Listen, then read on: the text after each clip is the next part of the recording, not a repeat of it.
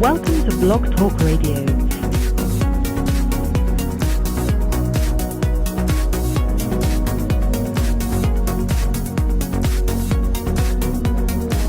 start your show now, press 1. To hear important instructions, press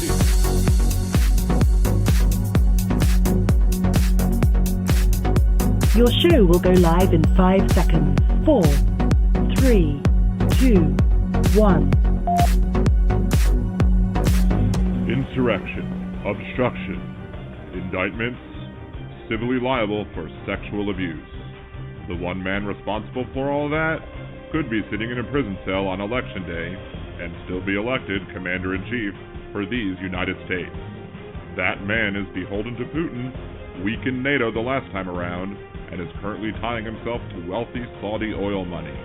He enriched himself when government stayed at his properties. He campaigned on wanting to use government to go after his political rivals and wants to expand executive power. If Donald Trump is reelected, our nation is lost. So let's roll up our sleeves, get to work, and tell the MAGA folks no more before it's too late.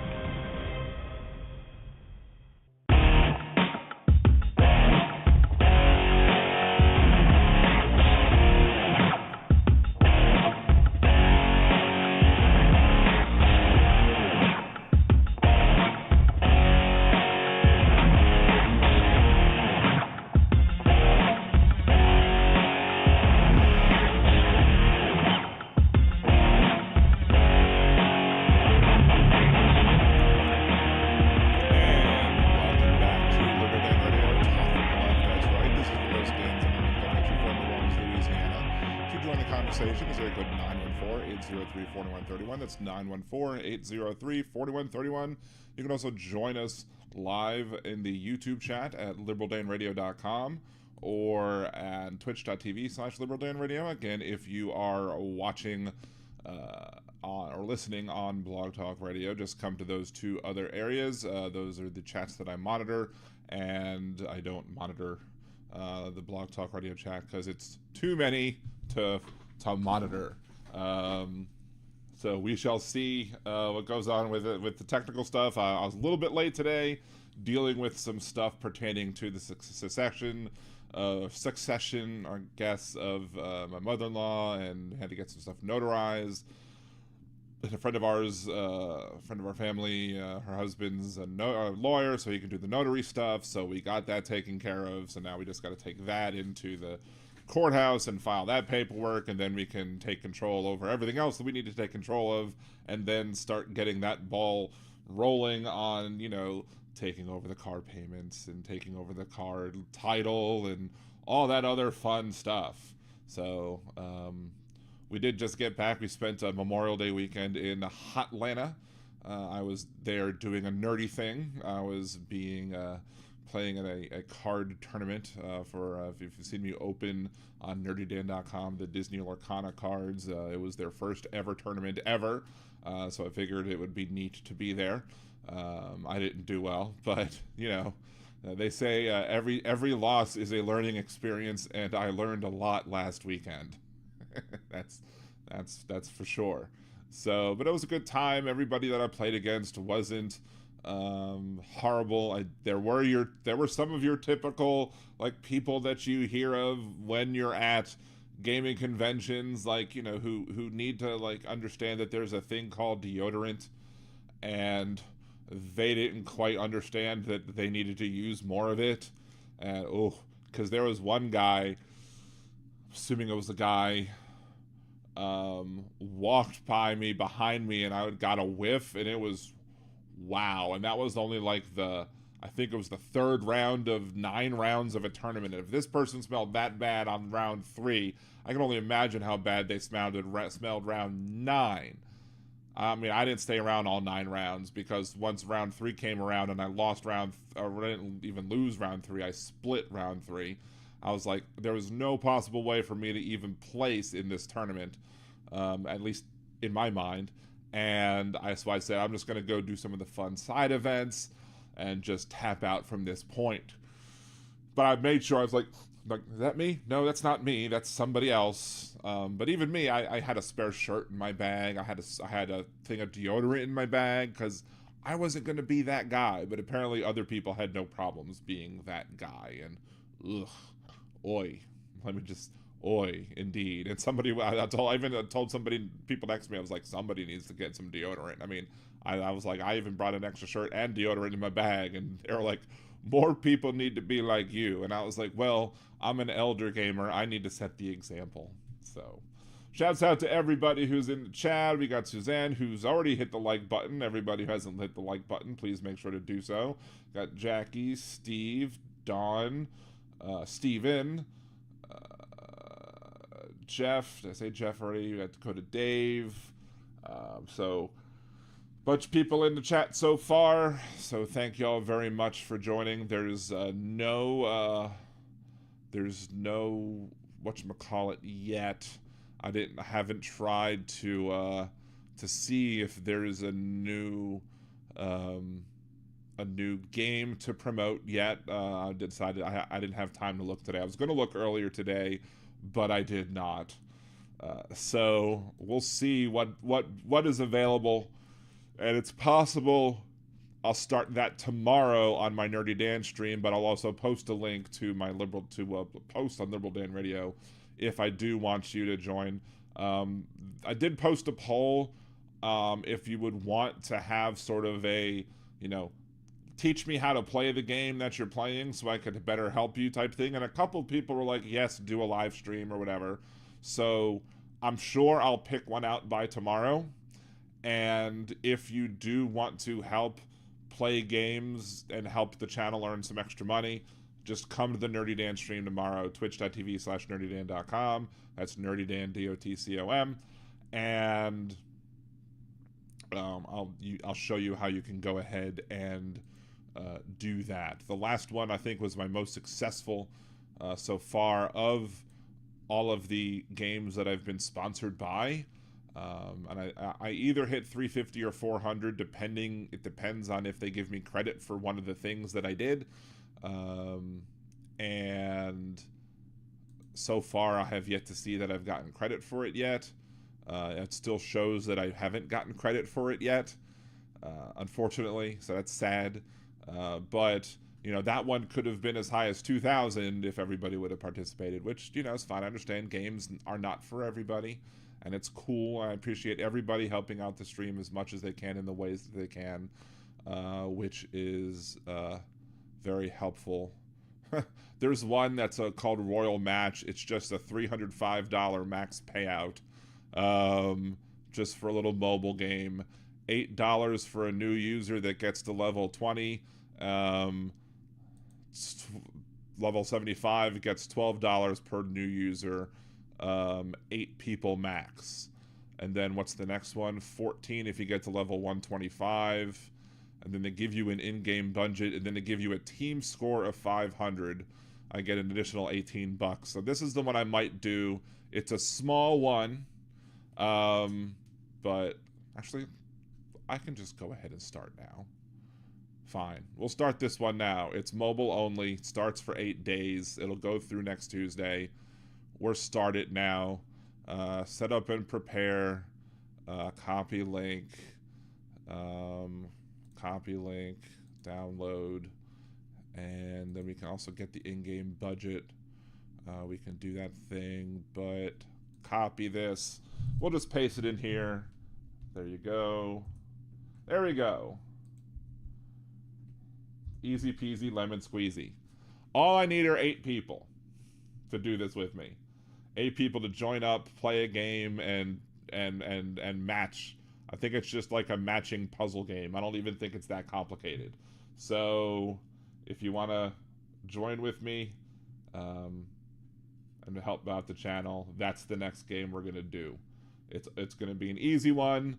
Again, level 20, level 75, and level 125. Level 20 apparently takes only 30 minutes. So apparently it's very easy to do, and we'll be doing it as well.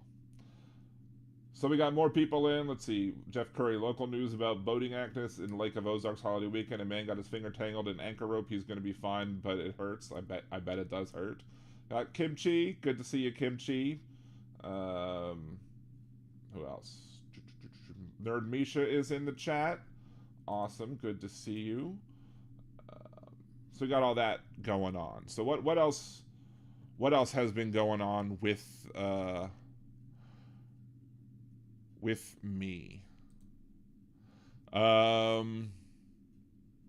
We've got, let's see. Egg off Twitter. Happy Memorial Day to all, including the human scum that is working hard to destroy our once great country. Donald J. Trump. Yeah, that definitely sounds like something that Donald John Trump would say.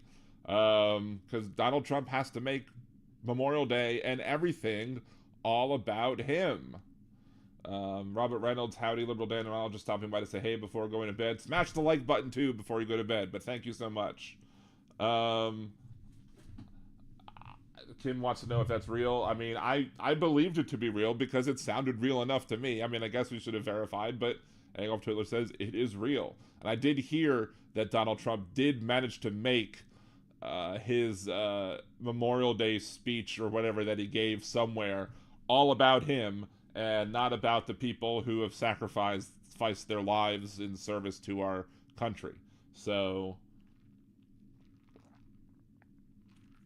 hey Robin, good to see you. Hey Seha, good to see you as well.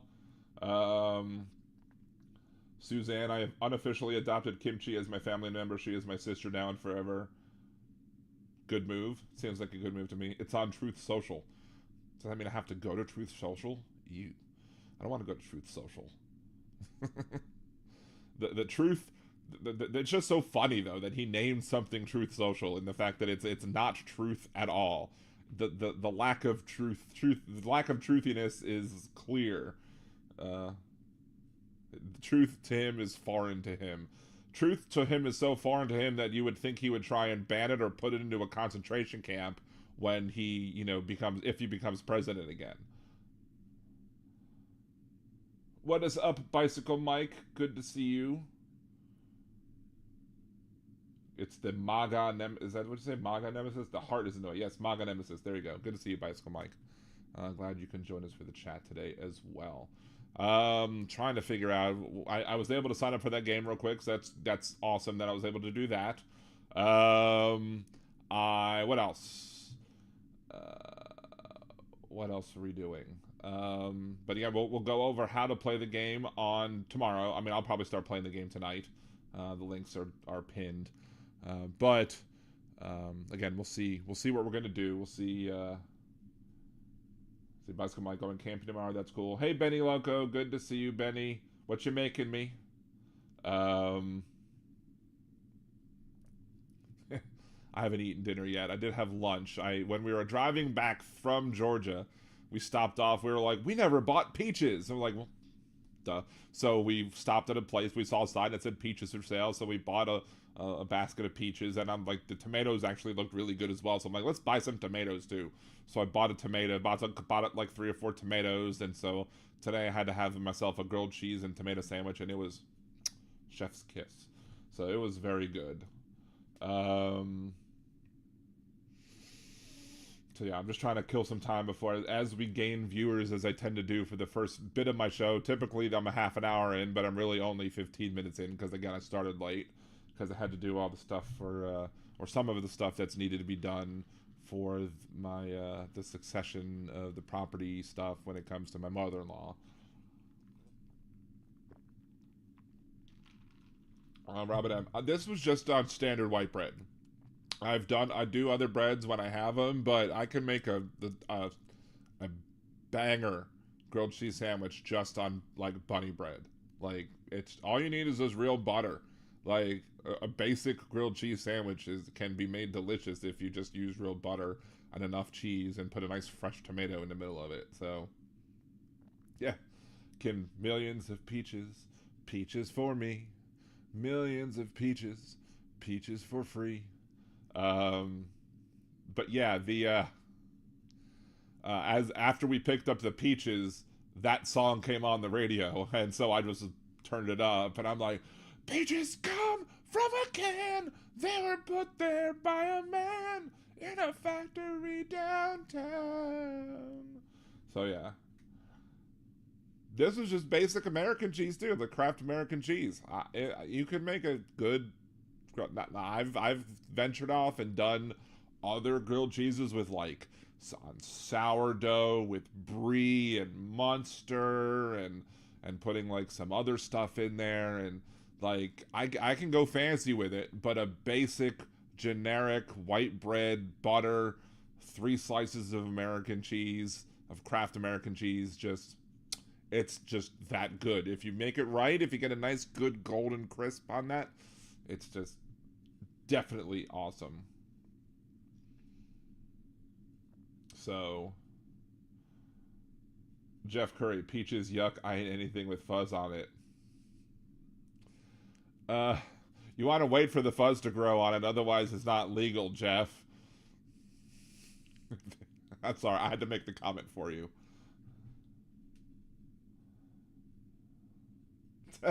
Kim, now we know why. One of my favorite lines to cite is from Face Off, and it's I could eat a peach for hours, and I will always cite that line because that's why I'm married for a very long time, since 2007, so 17 years now, or almost 17 years, coming to up in July. So yes, President of the United States of America, a nice local Seattle band. Love peaches. Lump is good, more because I like the fact that Weird Al did Gump, and I like whenever the Lump comes on, I can't help but sing the parody version. So yes, I am quite peachy keen, Big Hook. Jeff Curry, yeah, I meant that total gutter mind. I know you did. That's why I made the comment that I did.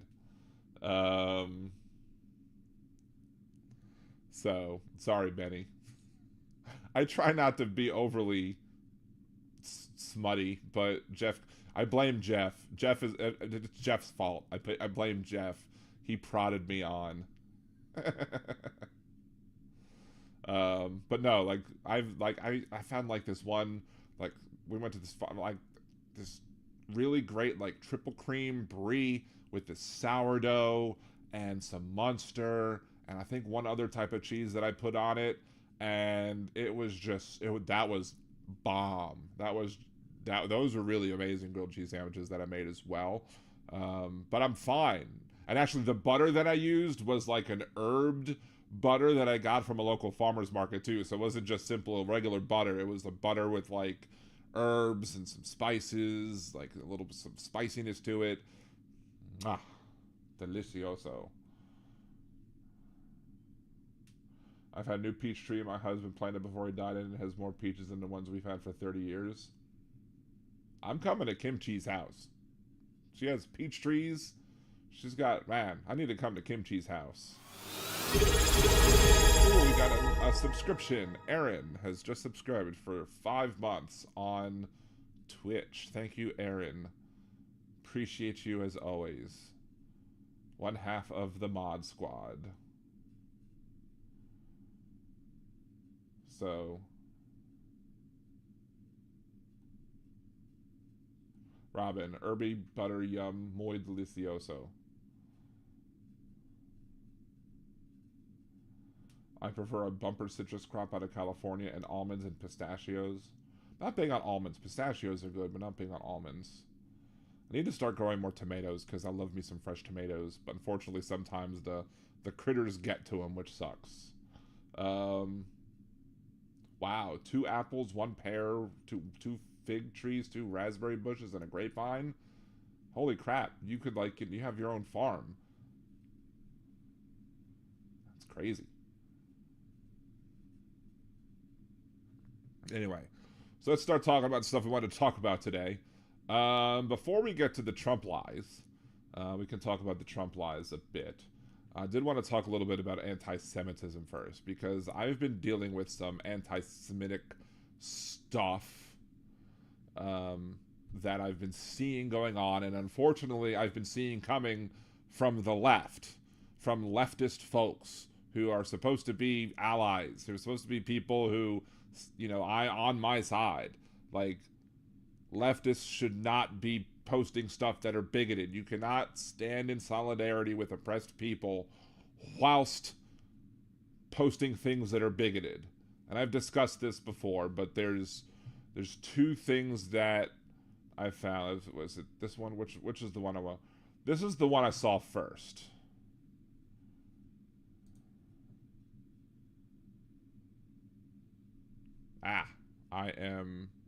Hold on. My things are absolutely just hiccuping. My browser's all just hiccuped. Anyway, let's open this image in a new tab. That's what we wanted to do initially, because I don't want to show everything on Facebook. I just want to show the image. So let's go to here. Here we go. There's this picture. This picture was shared on a friend of mine's page, and in a nutshell, if you don't know the context here, all you're seeing is some guy who's Jewish with this big Star David over him, and there's an Israeli flag, sure, but it says, "If I don't steal it, someone else will." Now, if this was like Netanyahu, a picture of Netanyahu, I'd probably give it a pass. If it was an accurate picture of Netanyahu, I'd probably give it a pass. Because, well, I could argue that he's for settlers, he supports settlements. The context there would be clear as day, and you wouldn't be able to argue against it. However, this is some guy that I had no idea who this person is. None. I had no idea who this guy is. All it is just some guy who looks Jewish, and there's a Star David over him. If I don't steal it, someone else will. And it doesn't even say if I don't steal the land, or just if I don't steal it. So just as a sort of a explanation, if you need to, like, there's tropes throughout history of Jewish people not just stealing land, but stealing your money, stealing your children. Like, those are all anti-Semitic tropes that have gone on throughout the ages. And so what is it in this picture? I'll shrug like the guy in the picture. I don't know what it is, but this guy, i.e. random Jewish guy, is gonna steal it. Well, what is it? Who is this person? What is this person, and what is this meme about? Let me go ahead and reopen this again now that we're so you have this picture.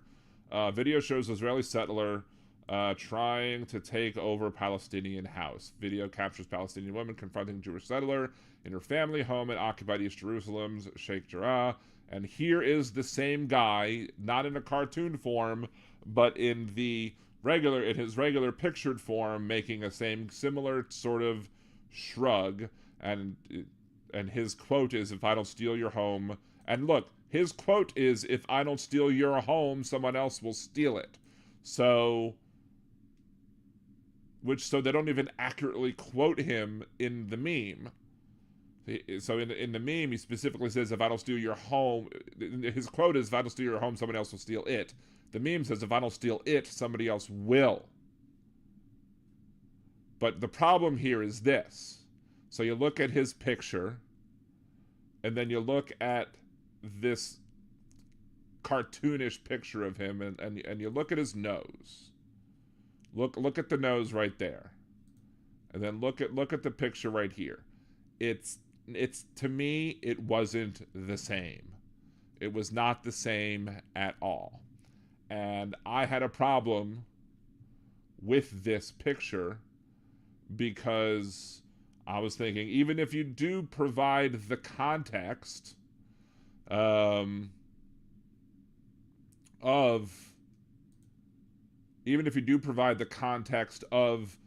what this dude did, and I clearly disagree with settlers, I clearly disagree with what the dude did. If you give the context,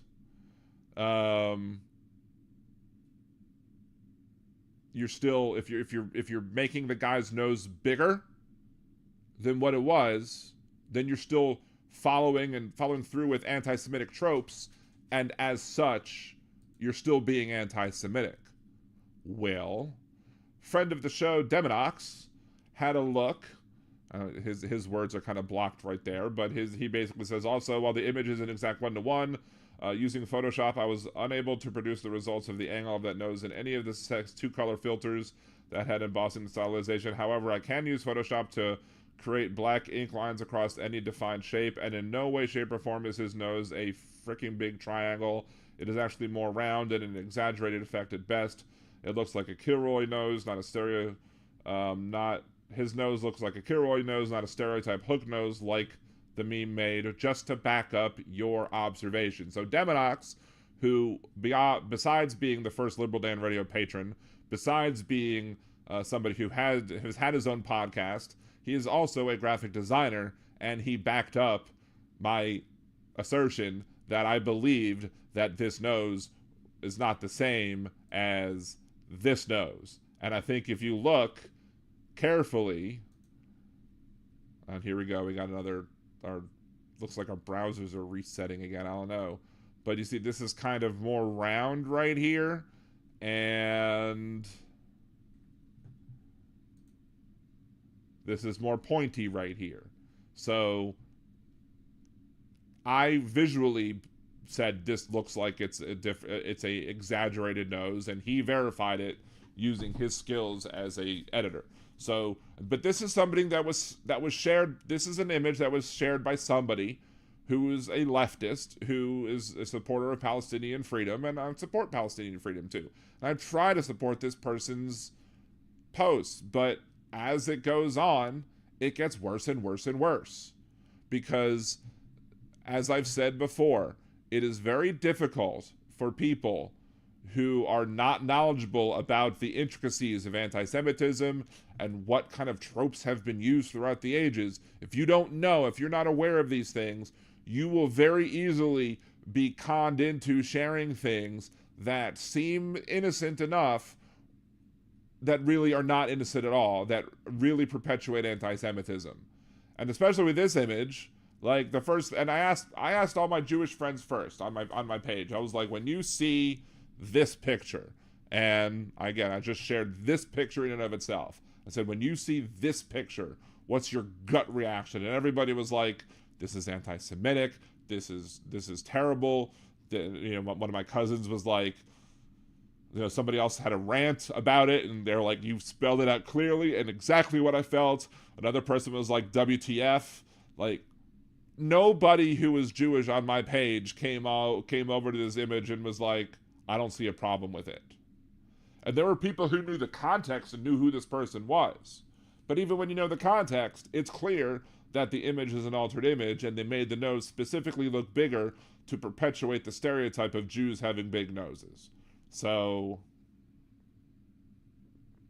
there's that. So there's the first thing that I've been doing. And I brought it up to another mutual friend of mine who shared it, and they were like, well, other Jewish people I know haven't had a problem with it. I'm like, well, if other people who are oppressed told you that you could say something that's bigoted, would you go ahead and say it?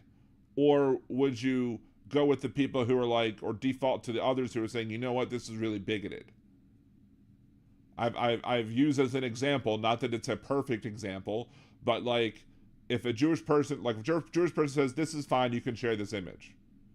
Well, a lot of other Jewish people are telling you, no, it's not fine, don't share this image. What if a black person was like, you're okay, dude, I have no problem with you dropping the N-bomb? Should you then go ahead and say, oh, well, I feel free to drop the N-bomb because my black friend said it was cool? No, you wouldn't. But for some reason, Jewish people don't get the same benefit, especially when they're Ashkenazi Jews and look like me. Because my white privilege is real. My white privilege does exist, and I benefit from it up until the point that my Jewishness becomes relevant. Then, not only does my white privilege become irrelevant when it comes to, the fact that I now am at risk, it also makes people doubt my claims because they look at me and see whiteness and refuse to hear the words that are coming from my mouth when I'm telling them that these things that you're sharing are inappropriate. Something else came up the other day, today as well, that came across my Facebook feed that I also had to comment on. And a friend of mine, fortunately, the friend of mine who I shared this to, who I seen that liked this image, came around and said, you know what? I didn't understand the context, and I appreciate that you informed me of this and didn't fight me on it. So good on this person for listening, taking the time to listening to a Jewish guy who's trying to, help you not be anti-Semitic whilst standing in solidarity with the Palestinian people. So here's the other image. And if you've listened to Liberal Dan Radio, and if you've heard me have conversations, actually, I think a lot of this conversation may have actually taken place when I called into Gibson Media's show after Gibson Media banned me, or I banned him, I'm sorry, after I banned Gibson Media the second time or whatever, after he was being a douchebag on the show for, attacking Kimchi. And I yeeted him from the show, and he got mad that I banned him. And then he made a little podcast, was like, oh, Liberal Dan's, whatever, blah, blah, blah, banning me, blah, blah, blah.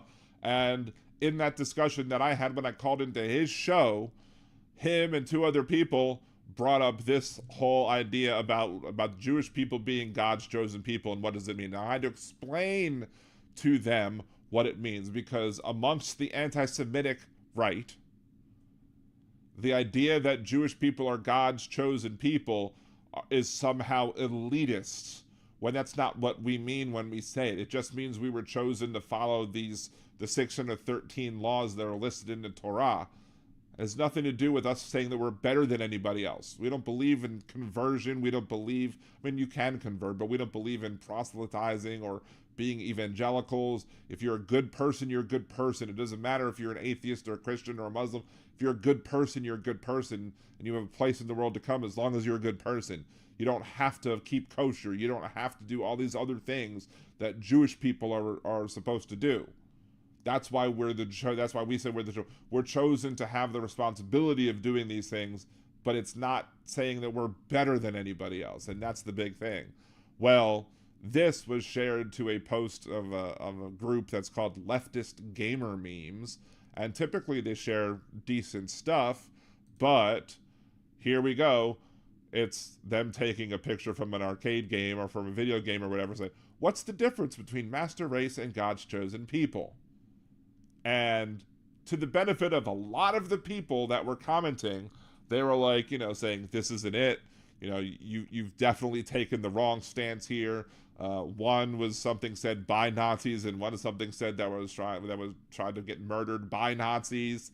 And people were trying to explain what God's chosen people means and how it's not the same thing as saying Master Race. And that person got a lot of kickback, got a lot of pushback, I should say, on this post. And they came back and they were like, well, I really was just talking about Zionism and how Zionists are trying to use the idea that they're God's chosen people to justify their being colonialists and settlers and stealing land and yada, yada, yada. And I'm like, but you didn't say that at first. This meme doesn't say that. And it's just another example of explaining why people who try to claim that anti-Semitism doesn't have to be anti-Zionism are not very successful at it, because at the end of the day, a lot of the people that try to use that as an excuse for what they say really only use it as a crutch. They really only use it as a crutch to help them just avoid the responsibility that they need to take when it comes to speaking out about the wrongs that are being done by the Netanyahu administration, by the Israeli government, by the Israeli military, etc. So, to me, if you're sitting there trying to justify your behavior by saying anti-Semitism and anti-Zionism aren't the same thing, you're probably more likely to be sharing things that are anti-Semitic, because you're not taking the time and the responsibility that you should be taking to sit here and actually say, okay, is what I'm sharing good? Is what I'm sharing right? Is what I'm sharing correct? Is what I'm sharing not hurtful? Because again, you can't stand in solidarity with oppressed people while being a bigot. And then somebody on another post that was discussing this was like, you're just pulling a not all men with this, because we're not saying that all Jews are like this, and we're only talking about this, that, and the other. So, and I was like, let me explain something to you, bro, because you're not understanding this. When you make generalized statements about men, like the whole bear thing, because a group of men did bad things, you're not hurting men, because men are not an oppressed class. However, when you make comments that cover all Jews, and based on the poor actions of the bad behavior of a small subset of Jews, you are hurting Jews, because Jews are an oppressed people. And this person had the gall to say, since when have Jews been an oppressed people? Since the history of Jews existing, we are an oppressed people for the history of Jews existing. And then he didn't understand differences between, like, oh, well, if Jews are oppressed people, why are anti-Semites supporting Israel? And I'm like, well, anti-Semites are supporting Israel because A, if Israel exists, then they can get all the Jews to go there so they don't have to live next to Jews. B, many of these people believe in the end times, and that in order for the end times to be triggered, you have to have a bunch of Jews over there so they can die first. And also, the anti-Semites, the white supremacists, just hate Arabs too, and don't mind and like seeing Jews and Arabs fighting. It's as simple as that. But again, the fact that he was conflating support for Israel with support for Jews means that the person's not educated enough to even have this conversation to begin with. Because once you start down that road, that's when you start opening yourself up to sharing BS stuff like this. BS stuff like, what's the difference between the master race and God's chosen people? No. There's a huge difference. And if you can't see it, if you don't understand it, you're not smart enough or informed enough, at least, to understand what the hell's being spoken about. Agoff. That's a great point. We cannot accept the Palestinian definition of Zionism, just as we cannot accept the Israeli definition of Intifada. Exactly. That's a great point. So I argued with a Jewish person the other day about how, on some TikTok video, I think it was, where it was like, there was some guy who was going around and who was asking students about, during these protests, like around graduation season, so it was recently, like questions like, who controlled Gaza in 1950 or something like that? And they would say, well, Israel. Well, no, it wasn't Israel. Gaza was controlled by Egypt at that time. And they're like, what? No, I was like, no, Israel didn't control Gaza until 1967 after the 6-Day War. And they're like, oh. And then, but the person was like, what does Intifada mean? And he tried to say that Intifada meant the killing of all Jews. And that's not what Intifada means, because he's being disingenuous at that point. So at that point, you ruin everything you're trying to say, because you're including a lie in the rest of the things which you're trying to say that are truthful. But yeah, like, whenever anybody throws around the word Zionist at this point, I have to ask them, A, what do you call a Zionist? Because if I say that I support a two-state solution where the Palestinian people have full autonomy, full self-control, self-determination, and Israel has no say in what goes on within their borders, if I say that I support that, am I a Zionist? Well, Netanyahu says no. Hamas will say yes. And then there'll be a whole bunch of arguments amongst the rest of the people as to whether or not I really am a Zionist or not, because the word Zionist has been stretched and bent and contorted to mean all sorts of things that it basically has just been reduced down to a basic slur. So when everybody throws around the word Zionist, I'm just like, I'm cringing because I'm questioning whether or not that person is really trying to be against the actions of like the Netanyahu government and Israel's government, the Israeli military and what they've done since 10/7 and yada yada yada, or are they just being anti-Semitic and just trying to use the word Zionism as a cover?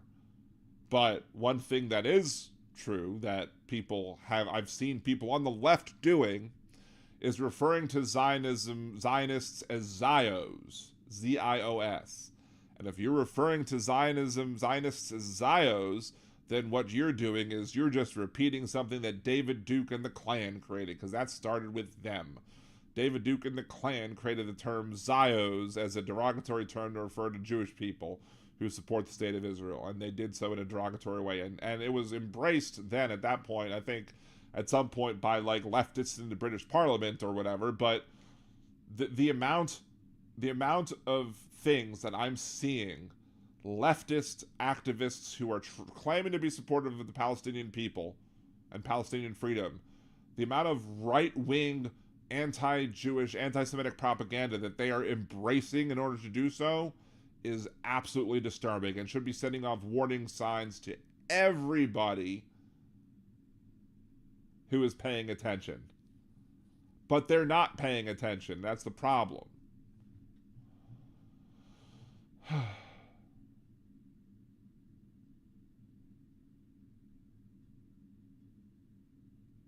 See, Cam, Zionism is chosen, Jewishness is genetic and cultural. I do come up as European Jewish in my genes, and you can. A lot of people, and actually, one of the things that somebody else said that bothered the hell out of me, was that they referred to the most Israelis are just white European colonists who are there trying to pretend to be indigenous or whatever, or however they worded it. I'm like, no. The majority of people who are Jewish in Israel are not Ashkenazi Jews. There are plenty of people who were refugees from all across the Middle East who fled to Israel because the Arab nations made it impossible for them to do any sort of business. They took away their money, they took away their land, they took away their homes. They said you can't do business here. And basically they were chased out of their homes. They had thriving Jewish communities all across the Middle East.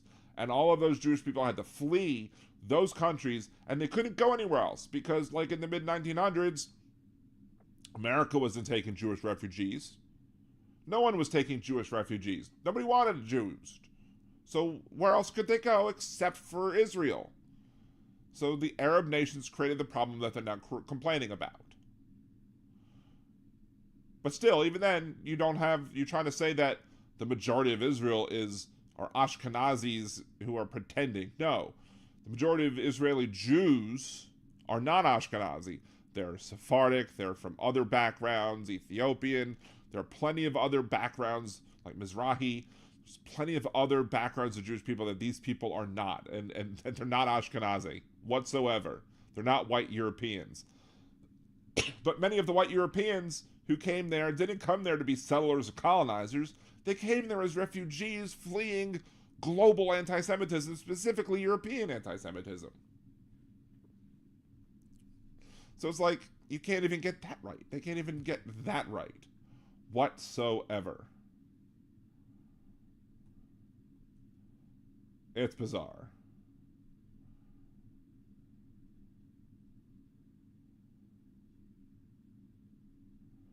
And even if you are Ashkenazi Jews can trace their lineage, can trace a genetic lineage back to the Levant, which is the area described as Israel or Palestine or whatever.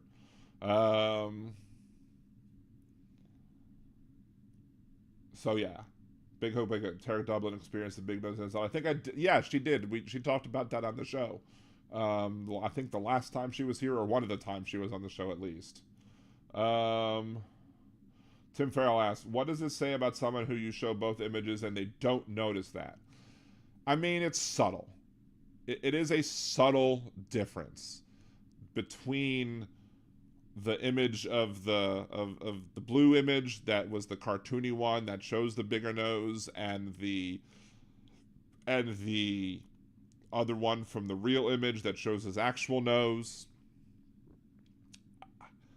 I don't necessarily have a problem with if you don't automatically, if your eyes don't automatically go to it and be like, that's changed.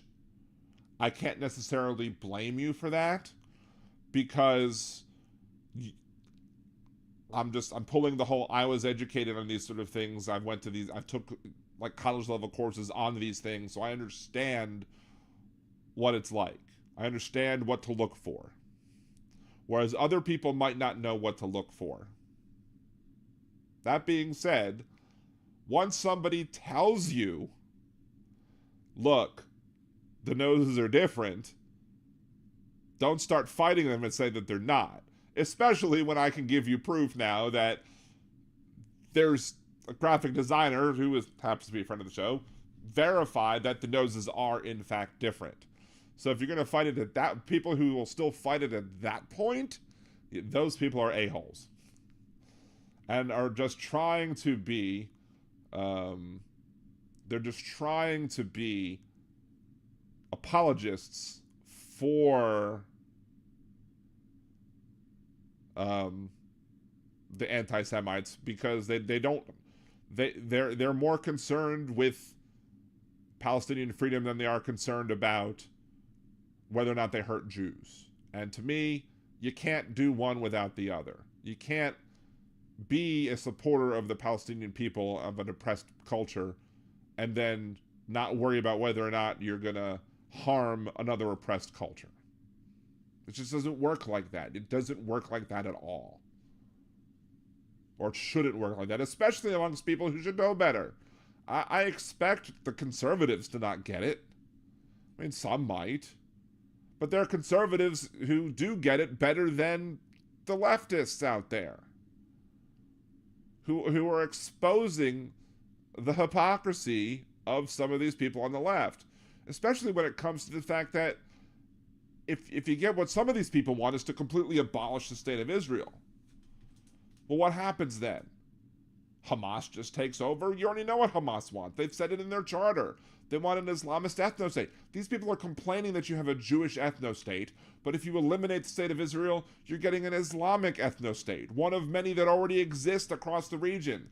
And here's another thing that a lot of these people don't get, and what I flinch at, is that I understand that somebody might not like religious ethno-states as a whole. But if you're only focusing on the Jewish one and not trying to end all religious ethno-states, and you're not trying to eliminate, and your next step is not to go try and take and now dismantle the Iranian Islamic ethno-state, not try and get rid of other Islamic ethno-states or other religious ethno-states across the world, and all you're concerned about is the Jewish one, then to me, you're not really concerned about ethno-states. To me, you're just being anti-Semitic. So,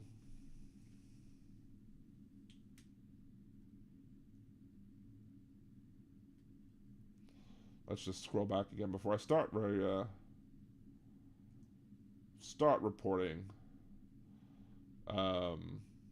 Stop the recording. Let me just see if there's anything else that I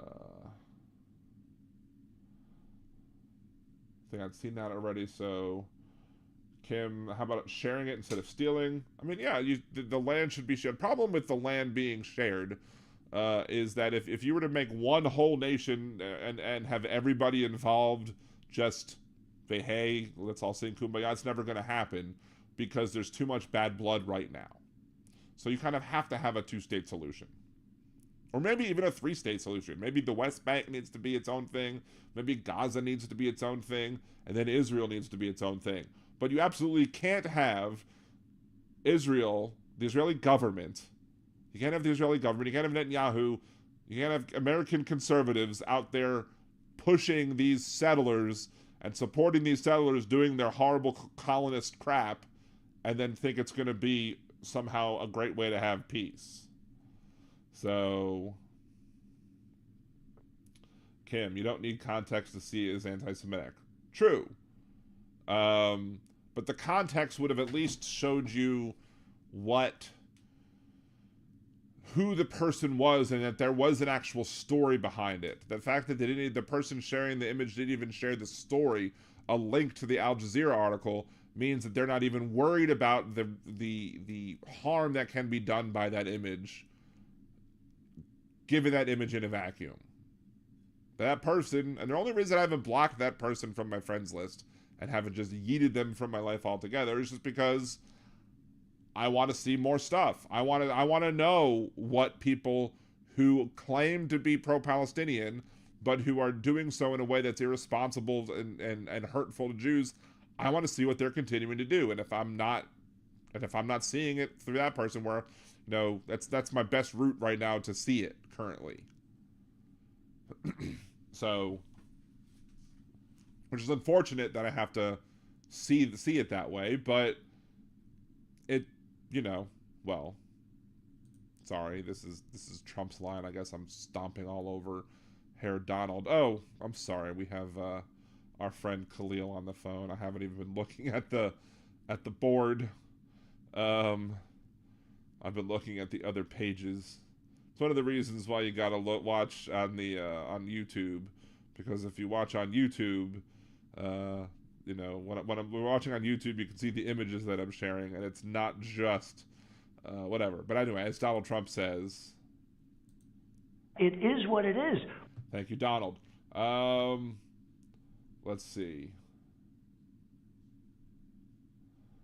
Big Hook, I'm surprised they didn't use a Hasidic man image. I mean, that's pretty close enough to being a Hasidic man image. Bicycle Mike, what about the bankers in Harry Potter? Well, I mean, J.K. Rowling will scream up and down till she's blue in the face that they're not anti-Semitic either, but absolutely that's anti-Semitic as well. I mean, holy crap. Talk about your anti-Semitism right there. I don't even watch much of the Harry Potter, but I don't have to watch much. You can look and see what the information about those bankers are, and just see. I think there's a huge Jewish star in the middle of their freaking banker lobby. Like, hello, just grab onto that trope and ride it till you get your next payday, JK.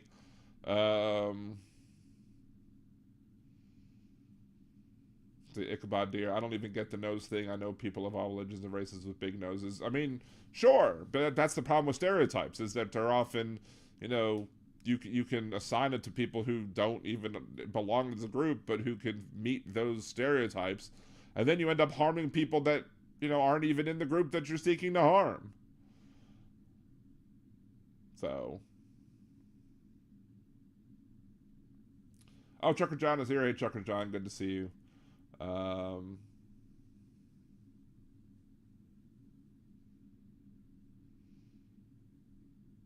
Go around. Ultra-nationalist Zionists believe that only Israel should exist. Well, yeah, true. But the thing is that there's that sort of Zionist. There's I've seen other videos where people have talked about like the 8 different types of Zionism, and it's just getting that there's all different sorts of flavors, and depending on which flavor you're using, some people might be using one flavor of the word, other people might use another flavor of the word, but the people who are being the horrible ones are the people who are using the word in, oh, Jesus, here we go. Patrick's time. Let's get to Patrick's time. All right, let's end this recording. So we've been talking about anti-Semitism on the show before we get into the whole Trump lies thing. And we have Patrick's time in the chat right now and asks, how many Jews are Semitic? Netanyahu is not Semitic. His family's from Poland. Okay, let's just make this really clear really quickly. Because the word anti-Semitic literally means anti-Jew. That's what it means. Period. End of sentence. There's no debating this fact. Like, the people in Germany who were trying to figure out a better label, a better way to brand themselves, additionally called themselves in German the Jew haters. But it's like, well, maybe this isn't great for our brand. Maybe we need something that's softer. So they're like, okay, we're going to come up with the term anti-Semitic. We're anti-Semites. That's what we are. We're anti-Semites. It means we don't like the Jews. So the word anti-Semitic literally means hatred of Jews. Yes, there are Semitic people, there are Semitic languages. That the fact that those words exist doesn't change the definition of the word anti-Semitic, which means and only ever means anti-Jewish. You don't have to look like a Semite. You could be an Ashkenazi Jew and still be a victim of anti-Semitism, because anti-Semitism has nothing to do with whether or not you're a Semitic person or not. It has to do with if you're a Jew or not. So people will be like, well, how can people who are Arab be anti-Semitic? They're Semites. Because anti-Semitic doesn't mean literally anti-Semite. Just like the Patriot Act isn't a patriotic act. There are many things that are combinations of words that don't mean the individual words that it's made up by. It's just they combine the words and they make a new word out of it, and there you go. So that's what happened with anti-Semitism. So hopefully you, Patrick's Time, will understand that you don't have to be a, quote, Semite for people to be anti-Semitic towards you. All you have to do is be Jewish.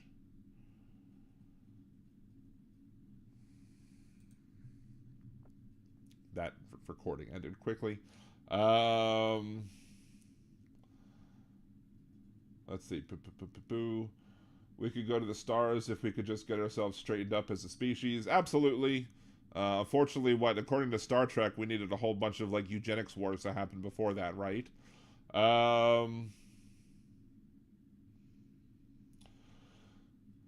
Never tell someone that claims any heritage that they're mistaken. Bigly BS ahead. Exactly. And that's one of the things that amazes me, is that all of these people that you talk to, and I had a conversation with somebody who I'm friends with on Facebook, who she's very leftist, very progressive, she got arrested at a Black Lives Matter rally, I think. She's very outward and vocal about standing up for oppressed and marginalized people. But if I tell her that something is being said as anti-Semitic, she flinches. Whereas I'm like, but if somebody who is a black person told you that something that was going on was racist, would you question them? Would you tell them no, that they're wrong about their own life experiences? Or would you fight back against them and tell them that they're wrong about issues of racism? Or would you sit there and be like, you know what, well, maybe I should think on this a bit. Maybe I should listen to you, because you, as a black person, have the lived life experience of a black person, and as such, I should listen to you on matters pertaining to your marginalization and oppression. Just like if somebody's trying to tell you that something's anti-Semitic, don't start questioning them. If they're Jewish, you should listen to their lived life experiences, and you should understand that they know more about it likely than you do. But for some reason, as always, because I have a white face, I don't appear Jewish, we don't get the opportunity to speak out against our oppression until it's too late. And that's the story of being Jewish in a nutshell. Jews don't get to stand up against the oppression against them until it's too late. DB Golding on Twitch. It is frustrating to be called anti-Semitic if you dare criticize Israel for anything. In and of a nutshell, I agree with you. And I've seen people criticize I've seen people be called anti-Semitic who are only given valid criticisms of Israel. The problem is that there are a lot of people who think they're only simply criticizing Israel and the Israeli government. Again, I'm saying they only think they're criticizing the Israeli government, but in doing so, they end up repeating anti-Semitic tropes, repeating the same sort of things that have been said by white supremacists, by Nazis, or whatever, by people who hate Jews, even people like Hamas, saying things like "from the river to the sea," for example, is anti-Semitic, and They don't want to listen to us. People who shout that from the hilltops don't want to listen to us. And for people who live in New Orleans, hills are things that, have higher elevation than the standard flat level things that we're used to here and with no hills in our state. So one of the things I would recommend to you, DB Golding, and what I've said on the show before, I have a video on this, is that and I'm not perfect with it myself either, but when you're giving criticism of what's going on over there, and you're trying to criticize like Netanyahu, instead of criticizing Israel itself, criticize a more discrete entity to make sure you're being clear. So criticize Netanyahu. Criticize the Netanyahu administration. Criticize the Israeli military if the Israeli military did something wrong. But even if you blanketly just criticize Israel, there are a lot of Israelis who are trying to stand up and protest against what Benjamin Netanyahu is doing. So it's not even Israelis that are the problem. It's the people who are currently running Israel. It's the people who have run Israel in the past. It's the government. That's the problem. It's sometimes it's the settlers out of the problem. And the settlers are backed sometimes by Israel, but sometimes by American conservative religious extremist folks. So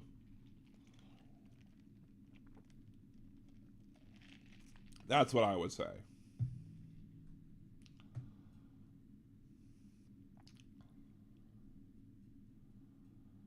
See, Patrick Stein, Biden said he was a Zionist. Yeah, Biden said he is a Zionist because Biden. Thank you, Nick, for the chat. Appreciate you. Biden said he is a Zionist because Biden is subscribing to the general concept of believing that Israel should have the right to exist or should have the ability to exist. However, I think Biden also supports a two-state solution. So there are people who would say that Biden's not a Zionist because he's supporting a two-state solution. I think it is the official stance of the American government and the Biden administration. At least it's the official stance of the American government under the Biden administration that there should be a two-state solution. And that's what they're pushing for. Netanyahu would probably not call that Zionism. That's the thing. The term Zionism has so many different meanings depending on who you're talking to. The word actually becomes meaningless. John McClure, Netanyahu continues the war to avoid legal problems. Do you think Trump isn't paying attention? Oh, absolutely Trump's paying attention. And Trump would have Netanyahu's back 100%. And Trump would absolutely 100% sign and seal and deliver anything that Netanyahu wanted. People have argued that they don't see how Israel or how Palestinians lives could get any worse under Trump. And even my Palestinian neighbor, I just had a conversation with her just before the show started, was like that they lack imagination because it will absolutely be worse for the Palestinians under a Trump administration. And not just that, it'll be worse for a lot of other people too. So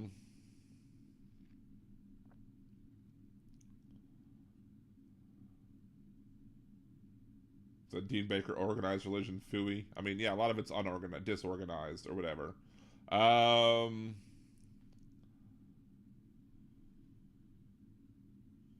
See, MJ Daniel read a book a few years ago called Paris 1919, all about the Treaty of Versailles and how they broke up the Ottoman Empire after World War One. They're falling for their propaganda, and much of this is probably part of a KGB psyops. There is a lot of information getting fed to. There's tons of misinformation getting fed to these groups. And again, Putin loves what's going on over in Israel because it's distracting from his bad behavior in Ukraine. Slava Ukraine. 56 Irish Palestinians trace their heritage back centuries, if not millennia, and so do Jewish people. But in reality, the Arab folks who are Palestinians trace their lineage, I think, back to more of the Arabian Peninsula than to the Levant. I think there are more nomadic tribes that went into the Levant. There's a whole bunch of history about it. Like there's some book that has been shown that says that, back in like the 17 or 1600s maybe, that there were Jewish communities in Israel, one Christian community, and just like some nomads, and that's it. There wasn't much going on in what is now referred to as the Levant and or Palestine or whatever. I think it's all written in Latin, so I wouldn't be able to read it verbatim. But see, Patrick's time. No culture should be oppressed nor get special treatment. Sure, but it really depends on what you're calling special treatment. Is what special is where we might disagree, right? So what are you calling special treatment, right? Because I'm not falling into that trap, right? Dean Baker, Mel Brooks' History of the World is how I learned history. Yeah.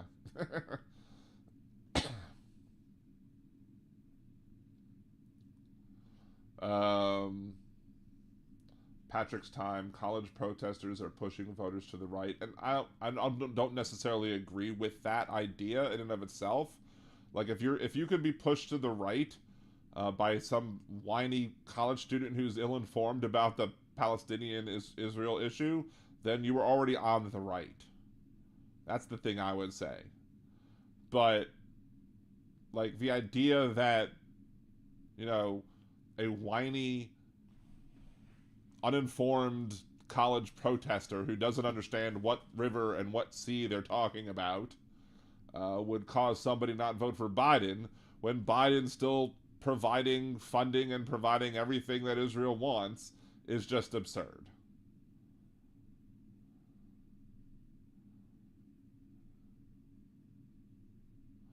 Robert M. I used to work with Syrians. They said that the area was always warring over water rights, i.e. the Golan Heights. Yeah, and the Golan Heights, one of the things that, you know, I learned out as a kid is that there were people who in the Golan Heights, you know, there were heights, it's hills. And the bottom of the hill, people would throw down like stuffed animals and stuff with bombs in them, with explosives in them. So the kids would go pick up the explosives and then get blown up. So one of the reasons that the Israelis took over the Golan Heights is to stop that bullshit.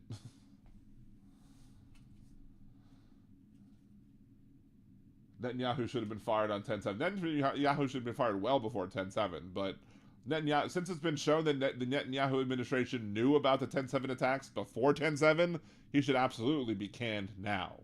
So, Josh, I find it ironic that the Holy Lands are in peaceful places. Well, you can't have holes unless you drop bombs, right? Sorry.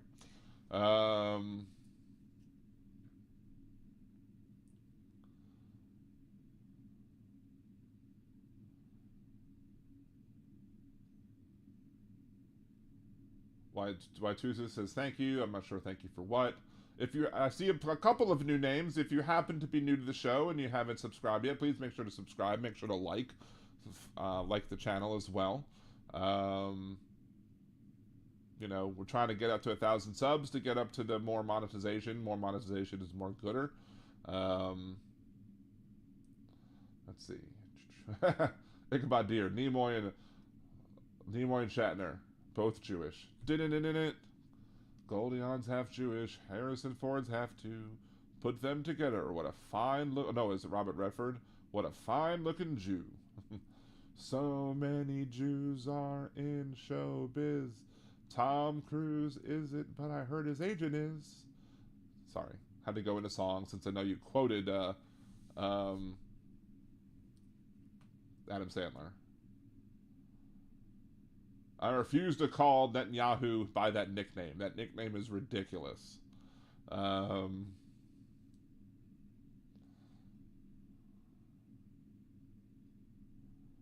minutes past the hour. That is 20 minutes past the hour. Look at that. Kind of stereotyping the college protesters. Well, I mean, I'm not. They are. I mean, I'm just talking about the whiny ones. There are other ones who make good points who should be listened to, but there are whiny ones. The whiny ones are the ones who are problematic. The whiny ones are the ones who repeat the BS and don't actually know what they're talking about. The ones who don't know what the river is and what the sea is. I'm sure there are plenty of well-educated folks who are well-meaning and who, you know, just want the right thing. But again, there's a lot of people out there who are well-meaning who don't quite understand that what they're doing is not just standing in solidarity with the Palestinian people. They're also harming Jewish people whatsoever. Hold on, I have a question I think that's being asked by a child, so hold on.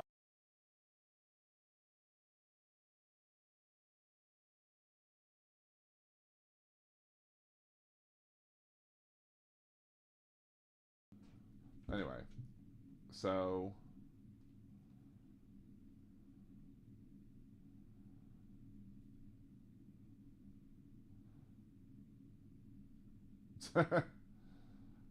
I mean, yes, maybe the nickname is easier to spell, but I still refuse to spell it that way. My autocomplete, if I type Netanyahu's already there, so I can just hit NET and it just goes boop, and I can go boop and have it automatically complete.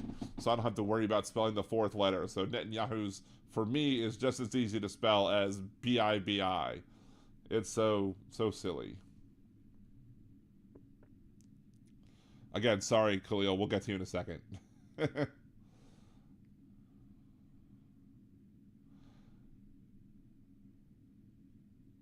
See, 56, but I managed to get on a 48-hour show about Spring Breakers. I made it to the Final Four belly flop contest at Daytona Beach. Parents were so proud. Mazel tov. Are you asking how I'm oppressed? Thank you, Dean, for surprising. Jewish people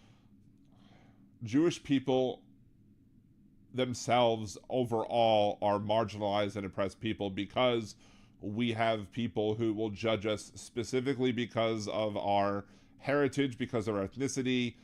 We have people who are still out there trying to kill us because of the fact that we're Jews.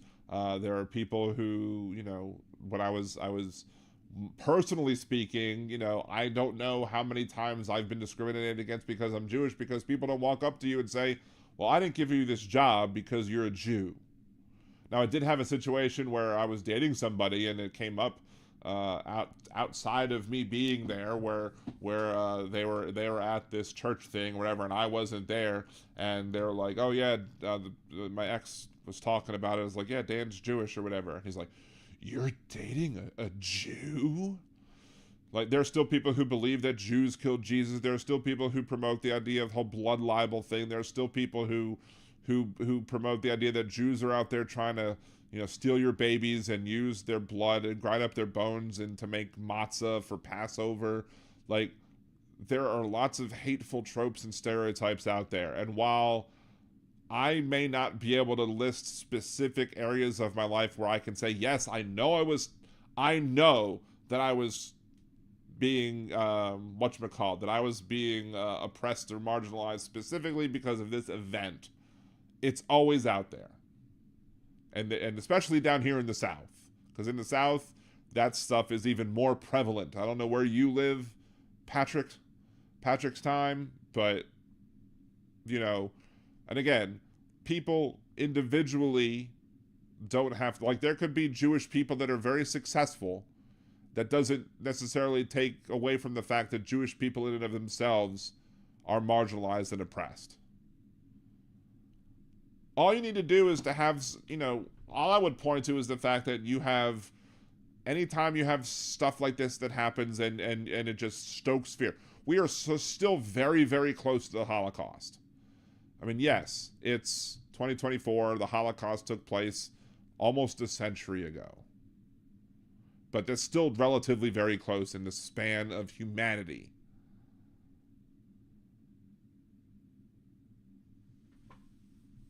And so when people start spouting things like about, and when anti-Semitism starts spouting its ugly head,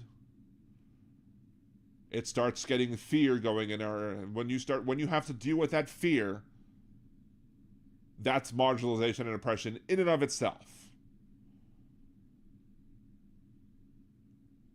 Do you deny that there are people who specifically targeted synagogues? There were synagogues that were specifically attacked because the people in there were Jewish. Every time that happens, that's an example of people trying to terrorize a group of people. Terrorism is another form of marginalization and oppression.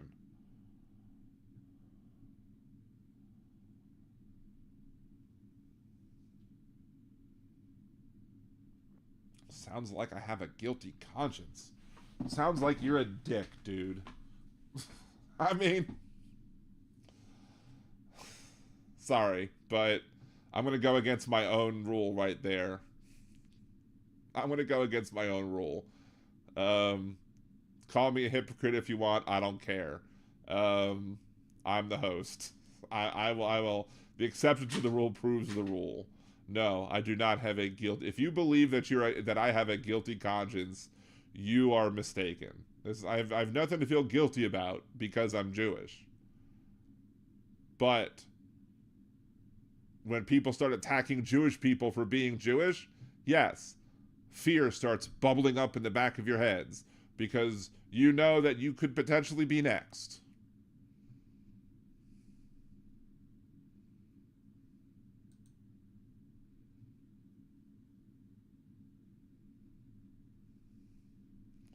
Religion should never be attacked politically. Well, I would say religion shouldn't be attacked politically unless the person's trying to use their religion and try and make people follow their religious beliefs.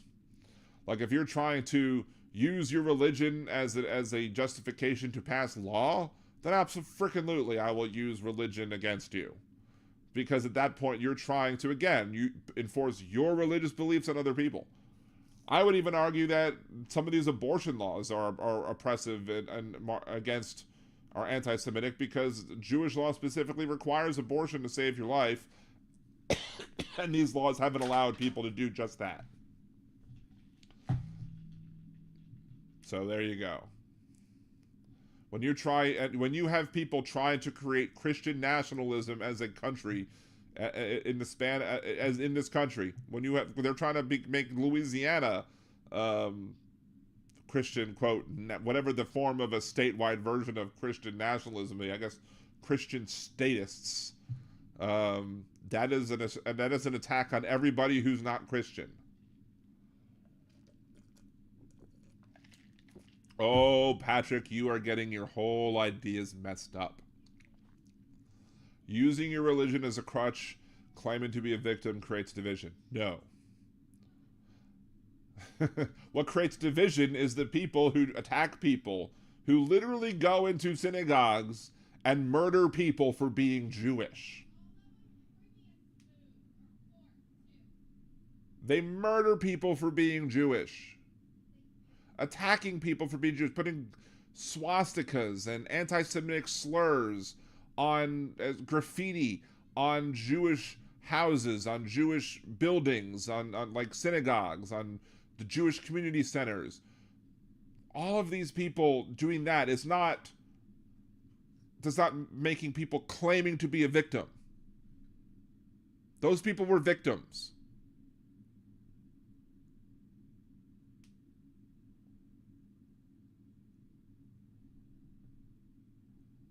You don't understand how terrorism works. You say, this has never happened to you.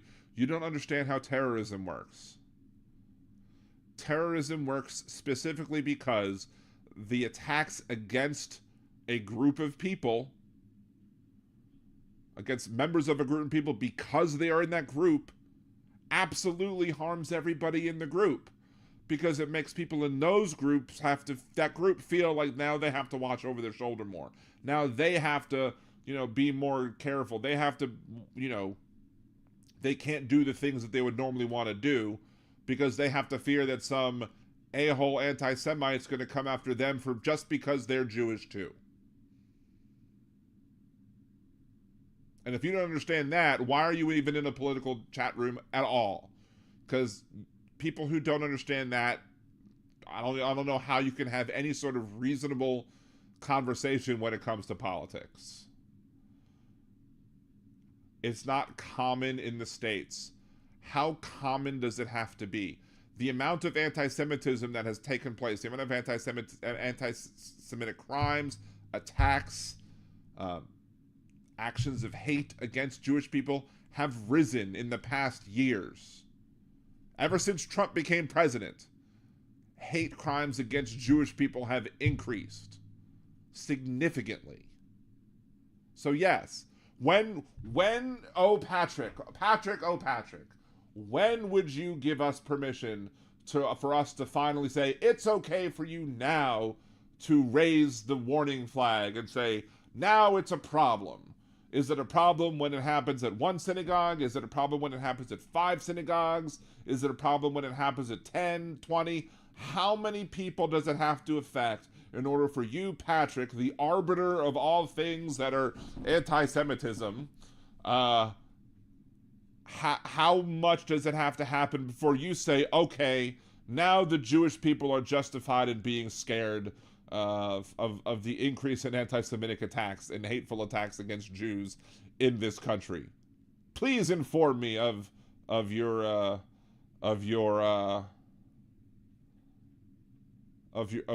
this, because I really want to know what you say. What's up, Janelle Walker? Good to see you.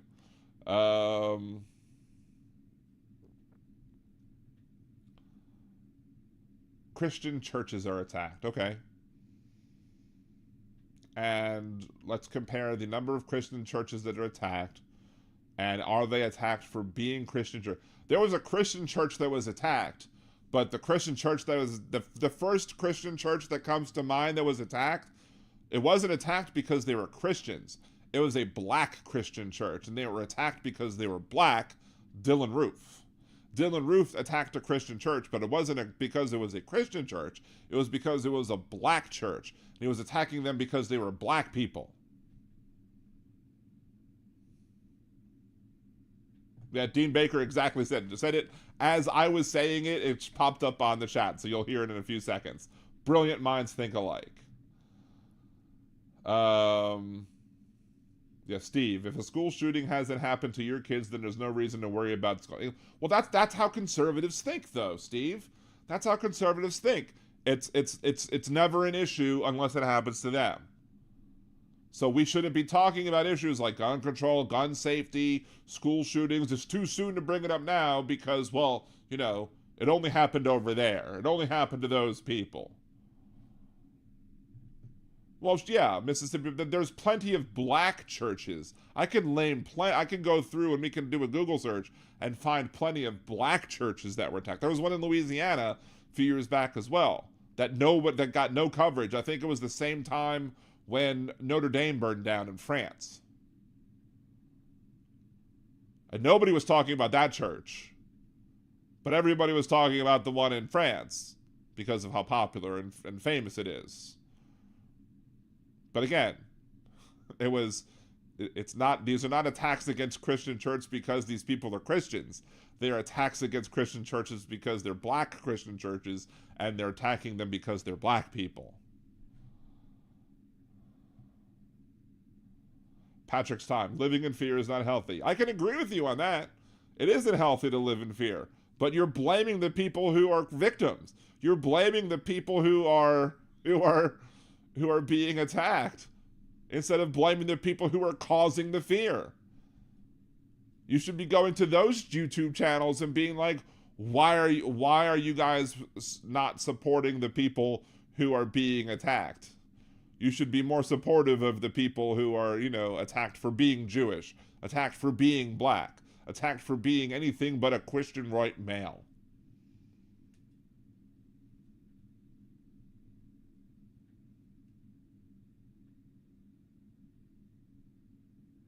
Yeah, good times, good vibes tribe. Not living is unhealthy. Absolutely. Well, I guess to a point. Yes, it's not healthy to die. Yeah, Dean Baker, fear causes a flight or fight response. And honestly, it could be both, regardless of the situation that I was in. If I had the ability to, yeah, sure. Flight if I can and get my children to safety. But if I had to, I absolutely will fight.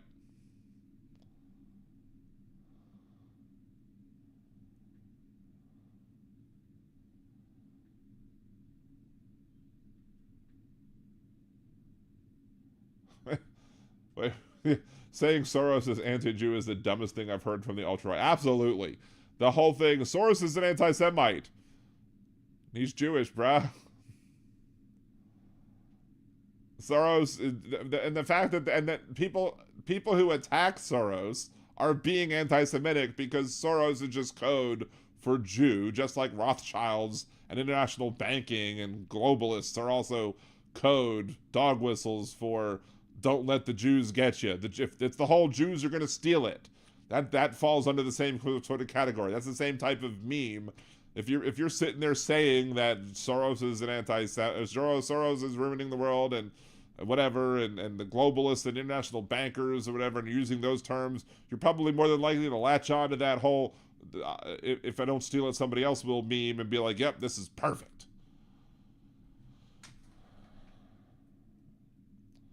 You can be critical of Soros if there's something specific that you disagree with. Unfortunately, people who use Soros don't use Soros in a way that basically it's just code for Jew.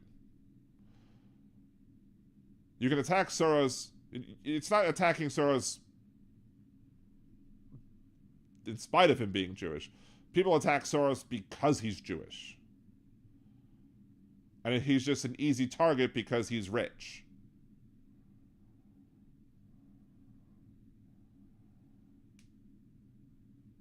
Yeah, because he claims to be Jewish. Yeah, I like that too.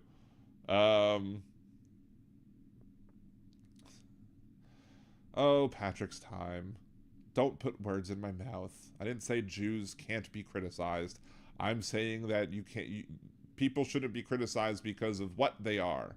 They should be criticized for what they do. If you could go and say a specific thing that you disagree with that George Soros has done,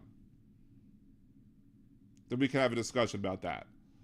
But I never hear anybody who's a conservative talking about specific, discrete things that George Soros has done. It's George Soros is a boogeyman who funds all of these things that we don't like and we disagree with, so therefore he's evil.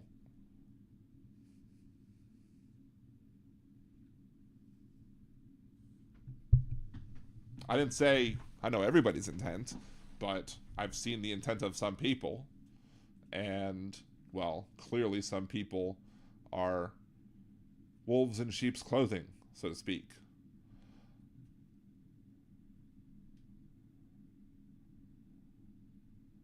Dean, it's very giving of you to suggest that sometimes that people who promote these things are actually listening.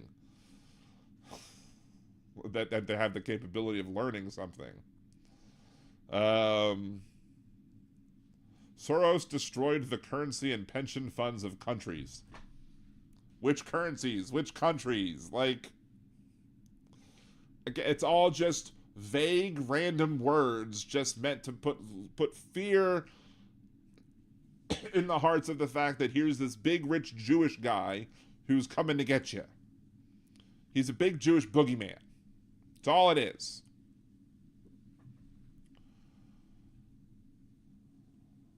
I'm not saying it didn't happen. I'm just saying that you don't give any specifics. What country? What denominations? What currency? How did he do it? Was it really him? How responsible was he? Or is he just an easy scapegoat like Jewish people tend to be?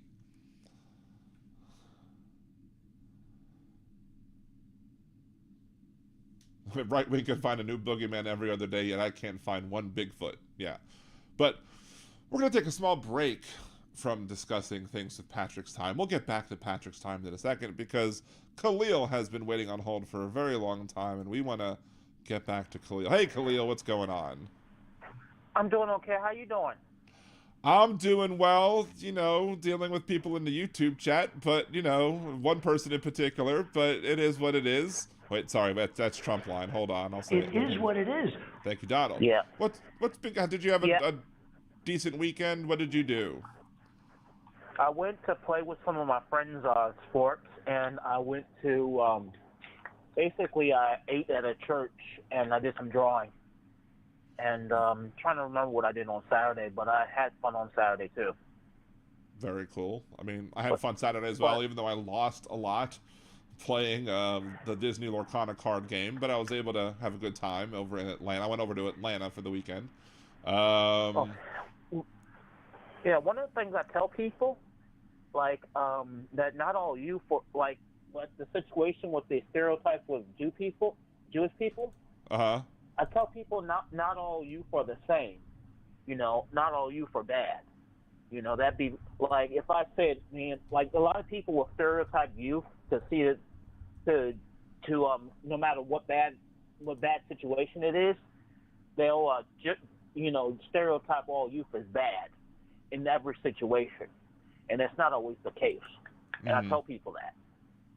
And also, the other thing that bothers me is like when people take the fuck the police thing and they Right. use it for their own criminality, and they use it for their own riotous and drug dealing thing. And I tend to curse people out that say that. It kind of pisses me off because of people that say that just to say that are just being selfish ass bastards. Because basically, when it hurts NWA's message, it makes that like null and void. It makes it like it means nothing. And people who haven't heard the song or really want to understand it, they're going to use these criminals saying that, as a front to say, oh, look at what NWA started, look at what Ice Cube started, and that's not what they meant. Right. So I get angry with people who say fuck the police just to say it, and they have no reason to say it. Right. Yeah, people will just say things just to be controversial or popular when they don't understand the meaning behind it, and a lot of times they don't. Yeah. Like people will be villainized for speaking out. There's a reason why they say it. There's a reason why, a lot of the so-called quote, and I'm putting air quotes in the air, angry black man music or whatever, angry black music came out, is because people were angry about police harassment that was going on in the area. Like, yeah. I remember when I was a kid and I was really young, and Sister Soldier was super vilified for all of the things that she said, in her songs and everything like that. And if you just listen to the media and the villainization of her, you would be like, yeah, she's a horrible person. But you go back and there's this clip where she was on Donahue, and she happened to be on Donahue with a Cornel West. Like Cornel West was on there way back in the day. Yep. And she starts spitting out this stuff, and it's just you listen, and it's she people were never really honest about what she was saying and what she was doing, and she was educating these so-called educated people about what was really going on in the streets, what was really going on to the black communities, when these people who were trying to put her down were for speaking vulgarly or whatever. In reality, they were, she was speaking truth to power, and and when people start mocking those who speak truth to power, I can see why you would be mad about it. So. Yeah, and not only that, but when I was saying about the youth, I've had a lot of youth. Not all youth. A lot of them are bad, but not all of them, because I've had good experiences with a lot of youth. But a lot of them have helped me out when I've had anxiety. Right. And I'm not going to say that all of them are bad. And the problem is when we generalize all youth and generalize every situation as them all being the same. I've noticed that. Mm-hmm. Not everybody, but I've noticed that with a lot of people. They generalize all youth as being the same. Right. Oh, they're not. I mean... And it's oh, sorry about that, but the problem is you can't really, a lot of people, you can't talk to them about it because they get it wrong. They'll say the opposite of what I'm saying, and that's why I hung up on one of the people on Blog Talk, because I was talking about how people use how bad youth are nowadays to justify mistreating our youth. And and they were bringing up something completely different. And I don't know if it's deflection or if it's just they don't get it, but it's if you don't get it, just ask me or say something. Don't just give these people who are using these justifications an excuse because you're not talking about what I'm talking about. It's just I'm not talking about it's I'm talking about people who are using it to justify mistreating youth and people who are using it to generalize youth. They were completely bringing up different things kids wanting to be called, cat things and all that stuff. They were just talking about different things. It's I'm not talking about that. Right. So usually when it's I don't know, like I said, I don't know if it's people who do it on purpose, but even if a youth said youth are bad nowadays, I still wouldn't accept it. Even though I'm an adult, even though that would be a youth thing, I wouldn't accept it as all. I wouldn't accept them saying that just to justify mistreating you or justify every situation. I wouldn't accept that. No, neither would I accept an older person accepting ageism. Well, where ageism makes us all. Ageism is against every age, no matter what age it is. But Hold on. I wouldn't accept. Okay, never mind. No. I inadvertently hit my earpiece and started the music going, but you didn't hear it. But yeah, I don't accept certain things just because a certain group does it either. Even if it's an older person that's accepting ageism or a younger person accepting ageism, I wouldn't accept I wouldn't say it's okay. Yeah, and so Right, I'm I agree. basically I'm in between. I'm not an elderly person, but I'm not a teenager, so I basically see both sides of the fence. Right. And basically, like even like when I was watching MTV, they were talking about how they generalized the young people as all lazy and stuff, but some of them were also like helping out during the 9/11 thing. Mm-hmm. And I realized a lot of these were young people, and I used to be guilty of that stuff too, generalizing younger people or older people. And I realized not all teenagers are bad, because I was a teenager myself, and I realized not all people who are older are like senile. So Right. I realized both groups, every demographic has their faults. Yeah, I realized that every demographic has their faults. You know, Sure, absolutely. but we're all humans, young, old, black, white, Jewish, Arab, you know, Muslim. You know, we're all the same. We're all people. Absolutely. That's what my mom said. My mom said even if you're a child, you can get surprised like an adult can get surprised too. Yep.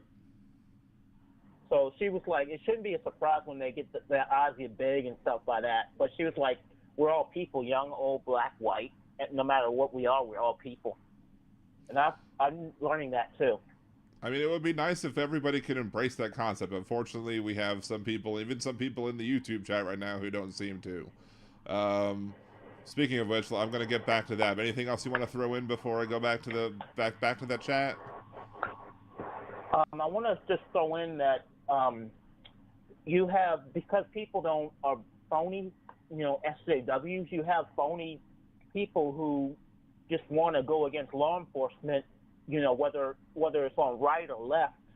You know, I consider right wing or left wing radical, but I don't consider liberal or conservative radical all right away.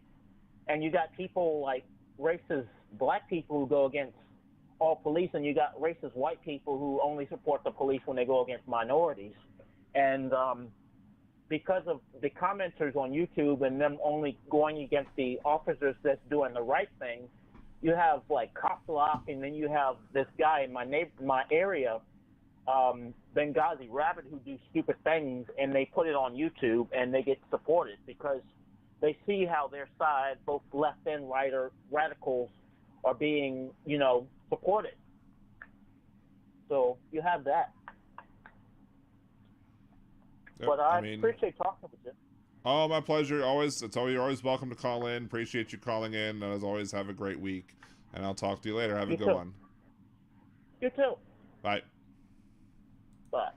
All right, everyone. That's Khalil, friend of the show. Appreciate every time he calls in. Thank you so much. All right, let's go back through the chat because I saw some doozies in the chat. Woo-wee. Let's see. Let's see. What did Patrick say? Putin delivered epic defeat of NATO. Well, I mean, during Donald Trump's presidency, Donald Trump did whatever he could to weaken NATO to Putin's benefit. There's that. I don't know why you would dislike NATO, but, you know, there you go. It is what it is. Thank you, Donald. I find it hilarious that people who despised Putin in 2012 now cheer Putin now, all because Putin is supportive of their orange hero, Donald Trump. Or Donald Trump bends over backwards and forwards for Putin, so therefore they're willing to be apologists for Putin now. But before, when Obama made his one comment on a hot mic about him being more able to have negotiations with Russia back in 2012, the conservatives back then had a big old shit fit over that. They were not happy about that at all, because back then, you know, Putin was terrible, but now Putin is like this virile vision of manliness that they all aspire to be, except for Trump, who they make cartoons of with muscles that don't exist.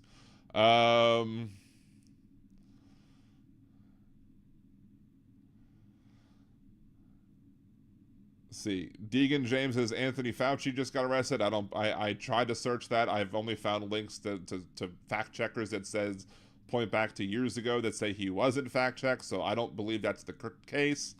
The Ukraine war started in 2014 when the CIA overthrew their government with then funded and trained Nazis for what? It's ridiculous. No. Russia went into Crimea in 2014. I remember I did a show called Crimea River. Way back then when nobody listened to me. But we made a promise to the Ukrainian government, to the Ukrainian people, that if they were to give away their nukes that they got when they split away from the Soviet Republic, that we would have their back if Russia ever got froggy. And Russia's now getting froggy, and if we don't back up our promises with actions, then nobody else has any reason to want to give up give up their nukes. That's just going to cause an increase in nuclear proliferation, and that's not a good thing.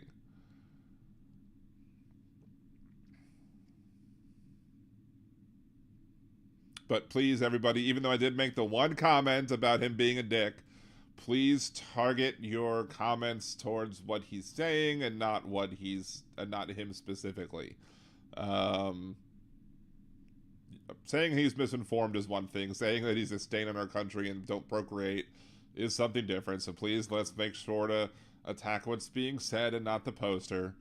I did have a sign of weakness and called him a dick, but, that's my bad.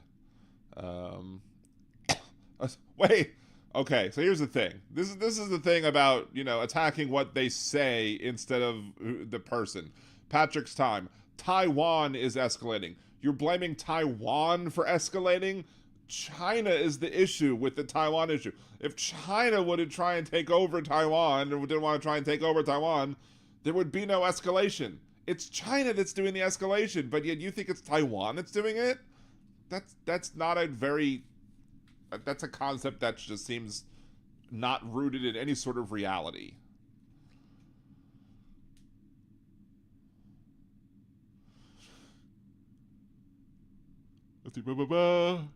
Funniest part was, don't spoil the new Fall Guy movie too much, Kevin Anderson, because I might want to see it sooner rather than later.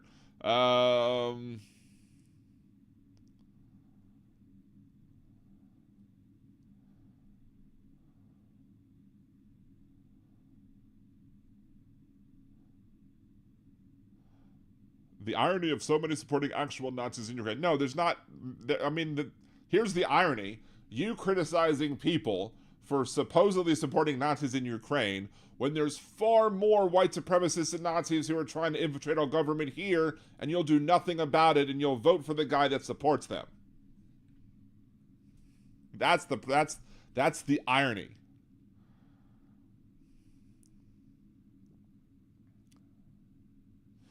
NATO is not good for humanity. That's an odd, weird statement. NATO is supposed to protect and stand together against threats like Russia. What's not good for humanity is bending over forwards or backwards or whatever for a dictator who just wants to steamroller over everything that he sees to be able to basically say, hey, I want to own this. I would like to own this now too. So let us own this. We're going to take over Ukraine. Tomorrow we take Poland and maybe the Finland or whatever. And then maybe we come a little more west. We'll see. Trump gave us peace. No, Trump bent over backwards and ceded so much power to Putin that Putin didn't have to do anything. He weakened NATO. He ceded power in Syria to Putin. He basically said, you can have it, it's yours, and gave Putin all the power he wanted over there. Putin didn't need to do anything militarily. He didn't need to waste a single penny of his military budget because Donald Trump was just handing him power left hand over fist, left and right. You want somebody who's going to be a weak leader who's going to bend over for Putin and other dictators. That's a shame.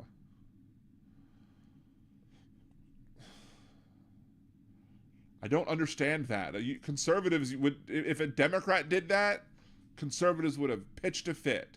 But now that Trump did it, they make an excuse for it. It's because, as the host of the most Nimbus Yosh with the smooth sounds of the Percy podcast says, hypocrisy is a conservative prerequisite. Russia has more nukes than any country. That's kind of like saying that China has the largest navy. But you're counting, like, you know, your little dinghies in the Coast Guard is the same thing as an aircraft carrier. And there's so much, like, you know, yeah. So Russia has a lot of nukes and we have a lot of nukes too. Between the both of us, we could both nuke the entire world over many times. But you missed the point. The point is that we told Ukraine that if they handed back the nukes, that we would step in if Russia got froggy. Russia's getting froggy. We need to step in.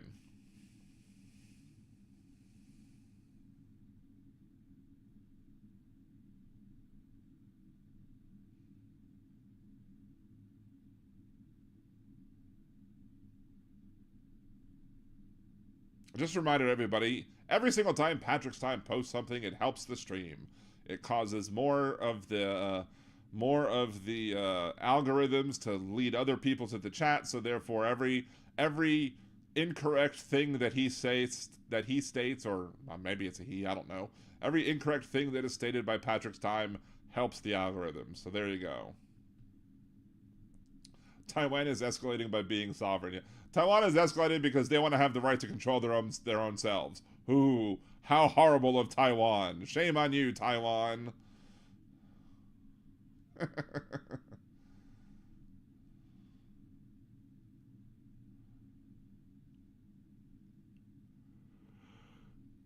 Whew, excuse me.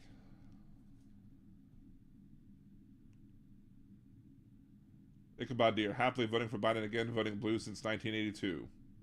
That rhymes. Hey, look at that.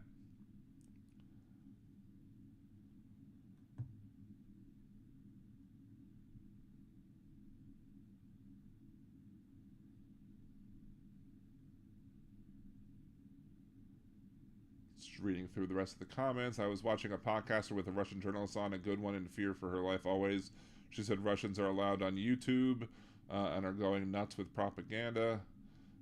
Let's see, 45 is a prime example. Another 11111 person from there. I'm hoping this is my friend from Atlanta and not somebody else. But we're gonna go ahead and see. What's going on, caller? What's your name? Where are you from? Yes, this is a brother Mike speaking. How are you? Wait, what? This is brother Mike. How are you? Hold on, I need to increase my volume up a little bit so I can hear you better. What I'm doing okay. How are you doing today? What's your name? Oh, thank you. I mean, you it seems you like Joe Biden, right?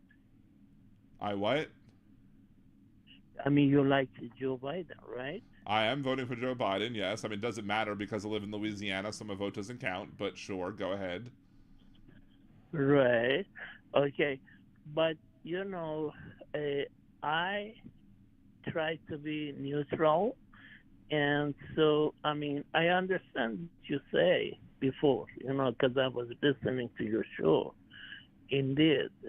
And, you know, always elections are always getting bloody and bloodier every year around the globe.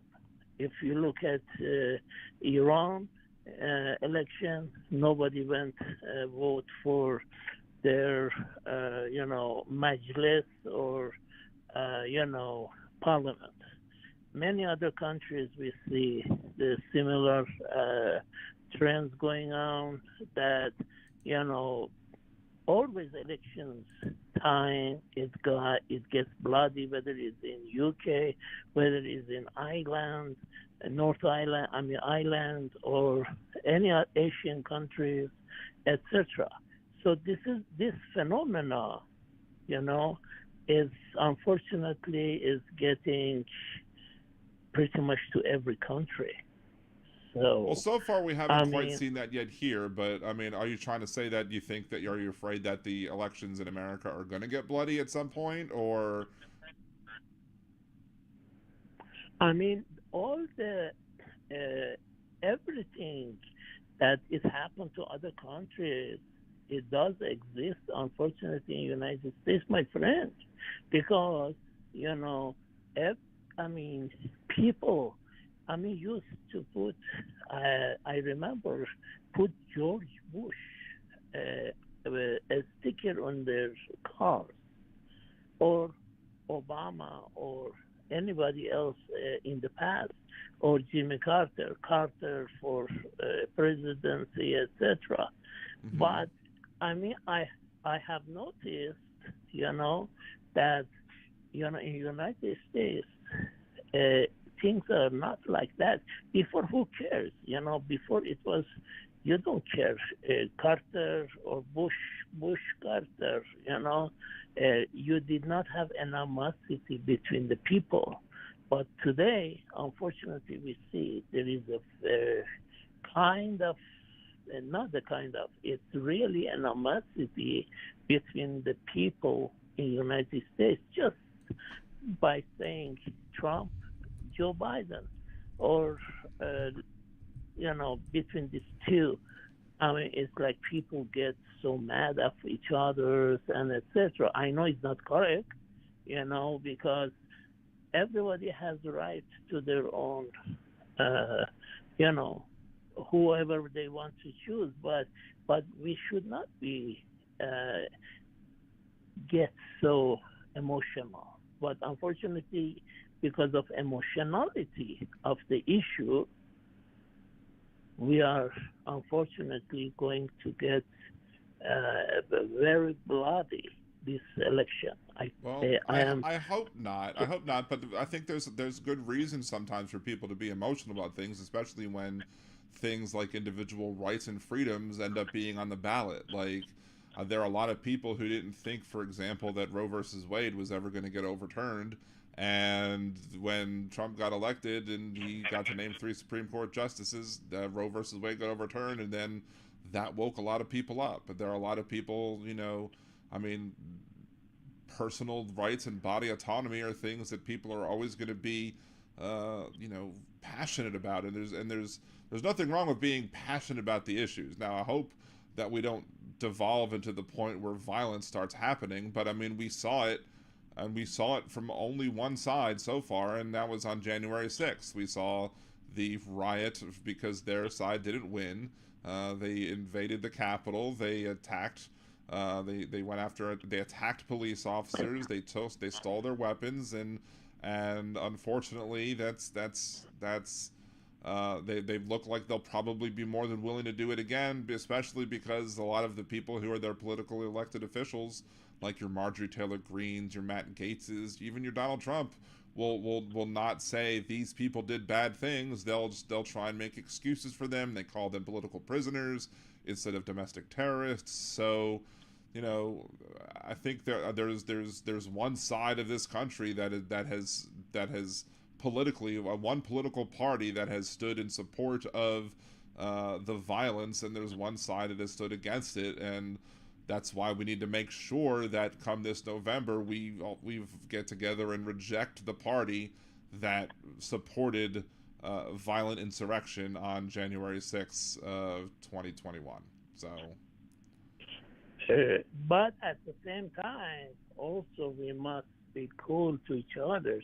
I don't see that much possibility that people are like, they want to ready to destroy each other already. Because right now, if I want, for example, I want to get married, I have to know who my lady is, like if it's like Trump or Biden. In that case, if I have similarity, then okay, you're going to be my wife. What the hell is that? You can be Biden or Trump, but you can get married to each other. But nowadays, it's impossible. I mean, that's it's already problem for the Well, marriage. I mean, there are famous you- couples who famously oppose each other politically. Like, for example, I can think of two. I can think of Arnold Schwarzenegger and Maria Shriver. You know, she's a Democrat, he's a Republican. You have James Carville and his wife, blanking on her name off the top of my head. They're married and they don't agree with each other. So you can marry somebody you disagree with, but there's certain things like, you know, that it would become very hard to be in a relationship with somebody if they fundamentally disagree with things. If I have somebody, if it turned out that if I was not married and I was trying to date somebody and I dated and it turned out that the person I was trying to date turned to be somebody who was in support of Donald Trump, and knowing that Donald Trump has supported anti-Semitic things, has said anti-Semitic things, then I would have a problem dating that person, because I don't want to be with somebody who's going to support somebody who knowingly and willingly supports anti-Semites. So it's not, right.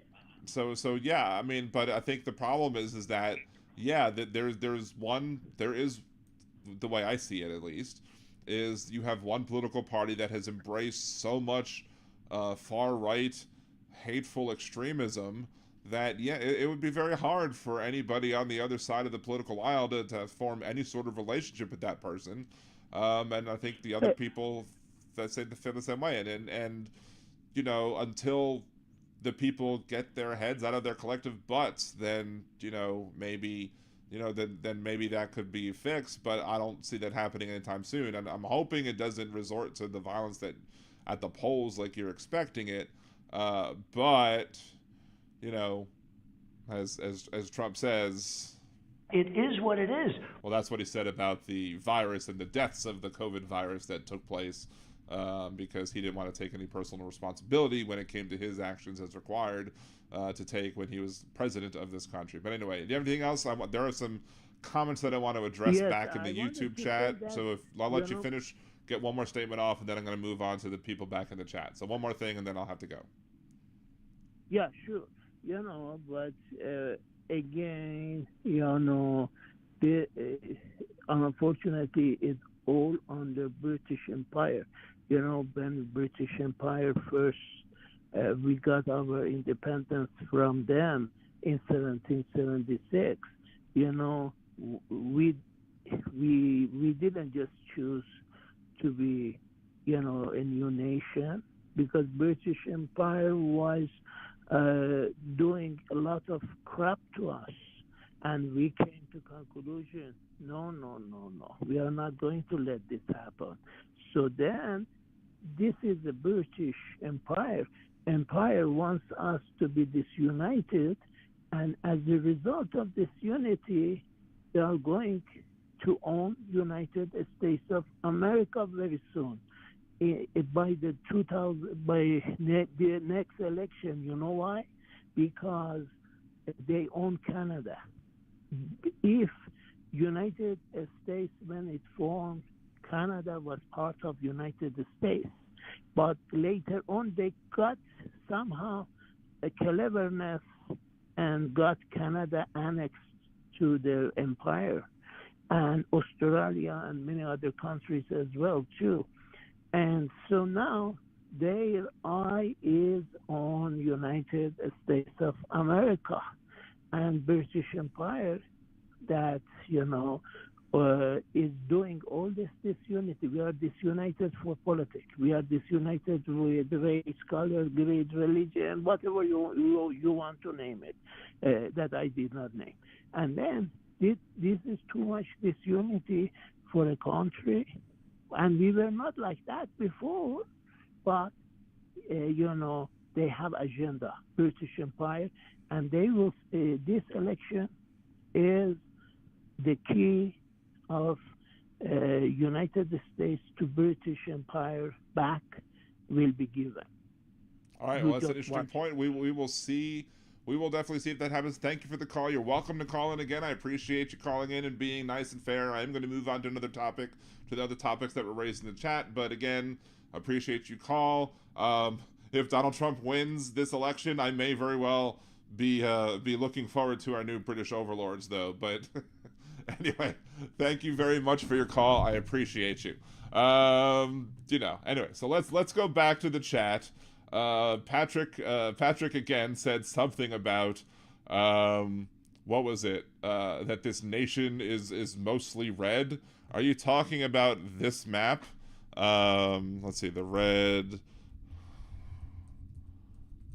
by county. So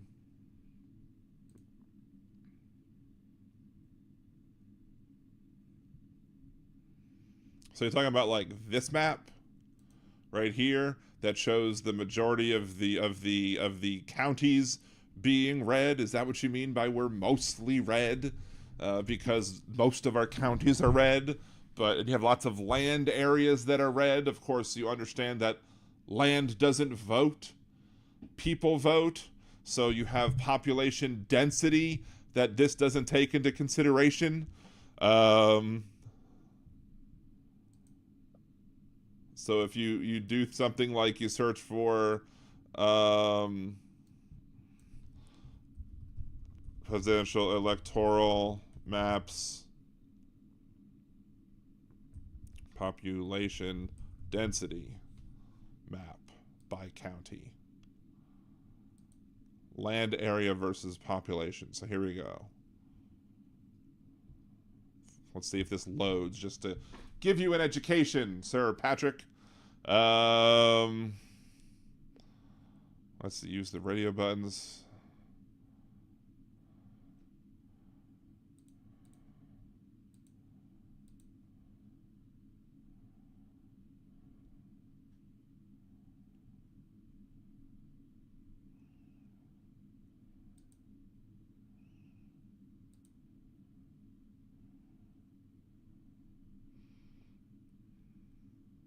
So let's hide circles.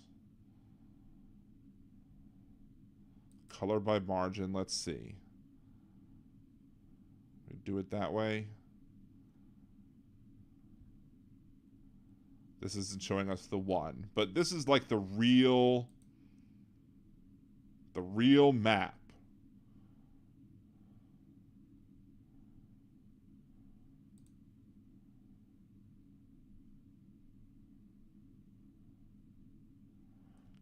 This is the real map of the country as it pertains to how the people vote.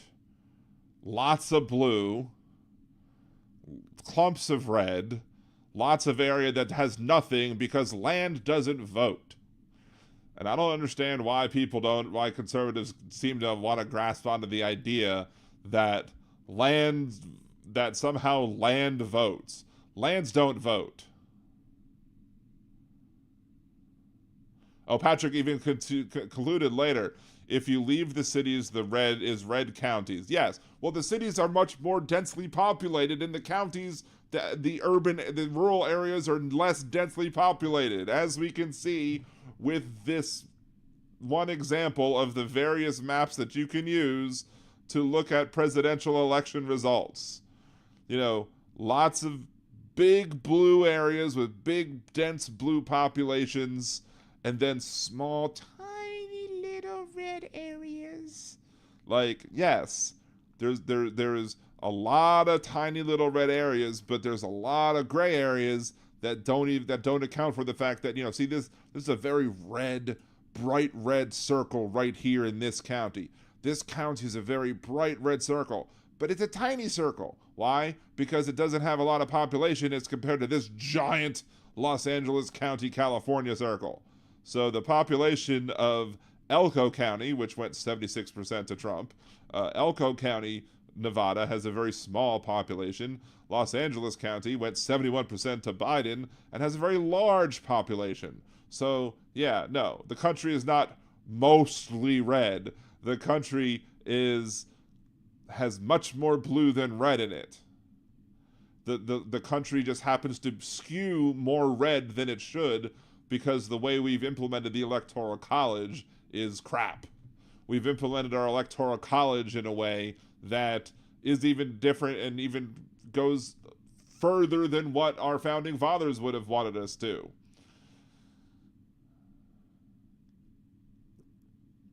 like, if you look, again, we've said this before on the podcast. I don't know if you've listened to the podcast before under this name or another name or not when I've said this, but the Electoral College, when you looked at the size of the Senate, you looked at the difference of states, like Rhode Island compared to Virginia back in 1790 census was like 11 times bigger. Virginia was 11 times more populous than Rhode Island and still had 2 senators per each state. And this includes the 3/5 compromise math of black people being worth 3/5 of a person. But now you look at the difference between Wyoming and California, the difference is like 68 times different. Almost 69 times different. Nice. So I don't think the Founding Fathers ever imagined that you would have such a populous state such as California, A, and B, that you would have a state population difference like that different. B, you also had the amount of people that were represented in a house seat was much fewer than the amount of people that are represented in a house seat today. And so if we were to actually just simply increase the number of house seats to correct like the number of like Wyomings are in each state for population purposes, we would have to add at least 100 more seats to the House. But even then, you have like each congressional district represents like many more people than were represented back in the day. So in reality, you should probably have like, maybe Wyoming should have 5 House seats and then go from there. And then you would really see the power shift to the blue. But of course the Republicans would never agree to that because that would mean they'd have to give up power to the people in the House where it belongs.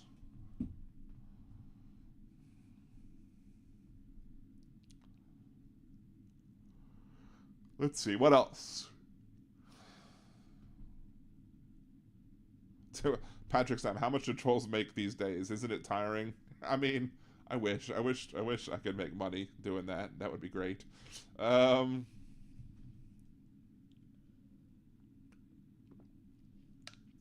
Trump calls fallen suckers, fallen people. Like one time, what was it? One time at one of the Memorial Day ceremonies or whatever, he asked like what was in it for them. Like, he couldn't fathom the idea of self-sacrifice. He couldn't even imagine the idea of sacrificing something for somebody else. But yet, to him, the traitors on J6 are patriots, are heroes.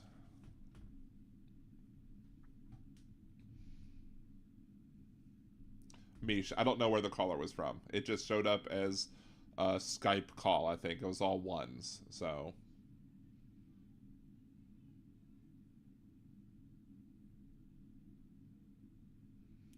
You don't like my music, politics, like life is about compromise? Well, it should be, and it used to be. I think that's what Biden thought when going in as president, that he would be able to bring back the old days of compromise, which is probably one of the idealistic things that I kind of looked at Biden and I was like, Biden, I don't think you're right on this one. I think Biden thinking that he was going to be able to bring everybody together because that's what he did back in the day in the Senate. I think he was a little bit mistaken at that point, and I'll be critical about that.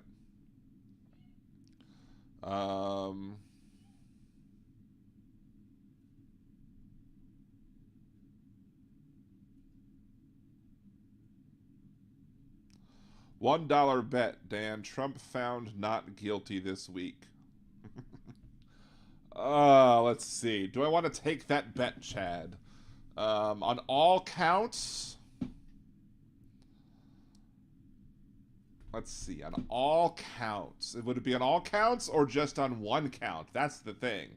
Like, would you be correct if he was found not guilty on one count, or would I be correct if he was found guilty on one count?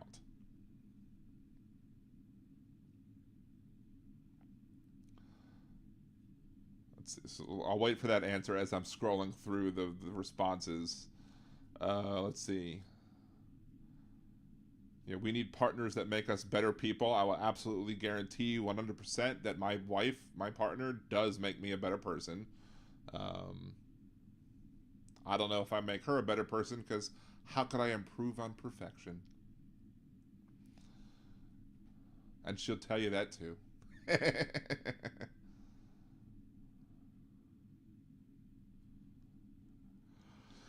And it's interesting though. If I would have had a hypocrite of the week this week, I'm sorry for yawning. I'm still a little exhausted from the drive. We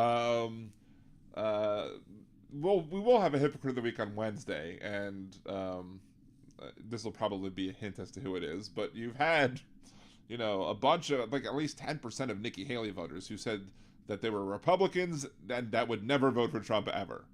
So Trump lost a chunk of the Republican electorate after 2020, after the insurrection. After the insurrection was over, Trump lost a chunk of like 10% of the people who he already didn't have. Trump also lost a bunch of people because of his failure to react to COVID properly. So I don't know how much what that percentage is, but even if Trump lost 10%, how much Biden would have to lose? A whole bunch more to be able to be non-competitive. Oh, Patrick said Biden can't fill a room. Biden's not in a cult. Biden's not leading a cult. Biden doesn't have to fill a room. I can sit here and vote for Biden happily knowing that he doesn't fill rooms. I don't need my presidential candidate to fill rooms. I need him to fill brains with knowledge. Yes, as DB Golding said, he lost a heap of voters to COVID deaths. Because once the vaccines rolled out, the deaths that took place, it was 6 deaths for every 1 death in red versus blue counties. So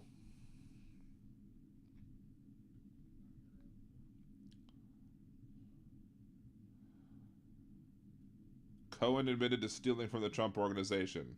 Did he now?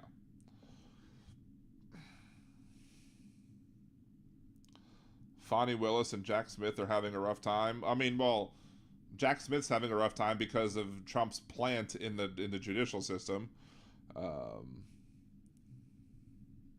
Is your Kool-Aid orange or red? I think it's orange, Mish. That's what I would bet. Orange Kool-Aid.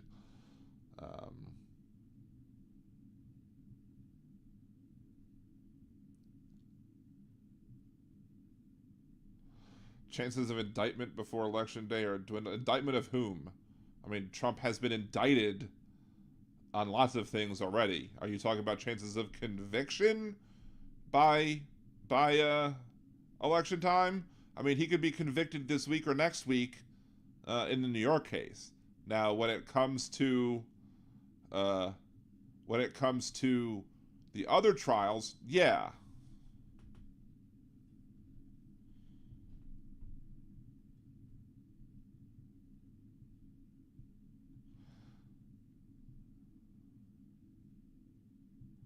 Let's see, I've scrolled too far. So let's try and roll back to try and see where we be. There you go, Patrick. Chances of indictment for election are dwindling. I don't know, what indictment are you talking about? Again, he's been indicted on lots of federal counts. I don't know how many more indictments you want. It's crazy.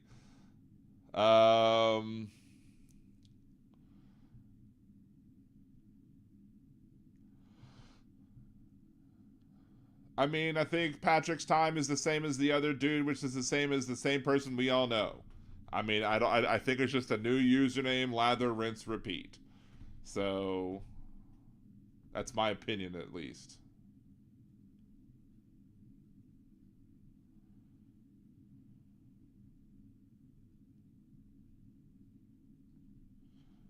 Patrick is hitting all the MAGA talking points, Kelly says. Yes, and they're all wrong. And I explained on the last show exactly why Donald Trump should be considered guilty of committing the crime of violating the own law that he signed into law when he was president about the classified documents. And there's a whole video about that that's on my YouTube channel. So I'm not going to repeat the arguments that I made. Go watch that video. And if you see anybody trying to make an argument saying that he should be innocent of those charges, share that video to those other people. Educate them too with that one. So, yes, the Dakotas have the same senatorial representation as Cali and New York, and they shouldn't. So does Wyoming. I use Wyoming because Wyoming is the least populous state, and California is the most populous state, and, well, it's ridiculous that Wyoming has a 68th of the population of California. Something that I don't think the Founding Fathers could have even fathomed.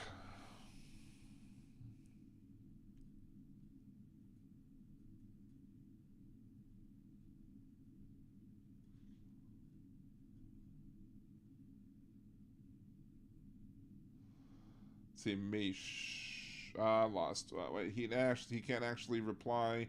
He's like the customer service agent who can't go off script. Does not compute, cannot figure out response to the answer that you just gave.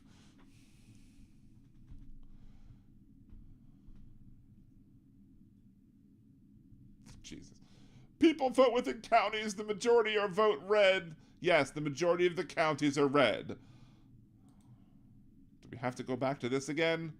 The majority of counties are red. But, like, when you look at the population density of said counties, this is a little tiny Republican one, and this is a big old Democrat one. Little tiny Republican one, big Democrat one. So yes, the majority of the counties of this country are Republican. That's not how we determine anything in this country. Land doesn't vote. Land doesn't vote. Let's all say it all together, one big chorus. 1, 2, 3. Land doesn't vote. Now, we all know that Republicans would like that to be the case, whereas, like, oh, if only landowners should vote, yada, yada, yada. So, yes, Patrick should turn off Fox News.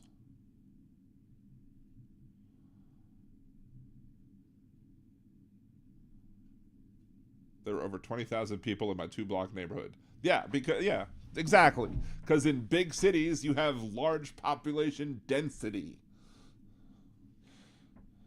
Kelly, the Electoral College. The Electoral College is neither elected or collegiate. Discuss. Like, I'm feeling a little verklempt. Coffee talk with Linda Richmond. I'm feeling verklempt. Talk amongst yourselves. I'll give you a topic. The Electoral College is neither elected nor collegiate. Discuss. Although it is elected, technically. I mean, the electors are elected by the electorate, and that's who goes and votes. It's not a college, but, that's who actually we're voting for.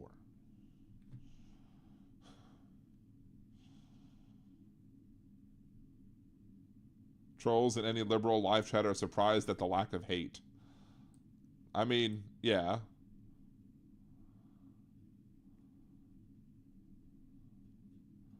Enough goats can hurt a troll. Yeah, you knock them over the bridge, right?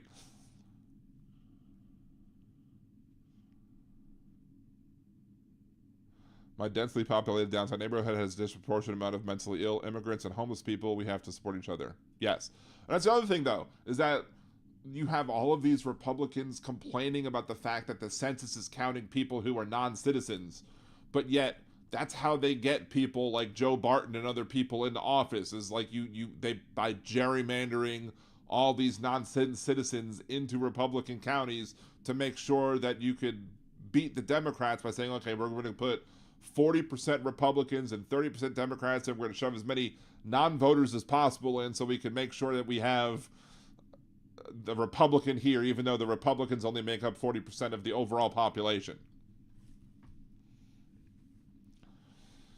That's how gerrymandering works, boys and girls.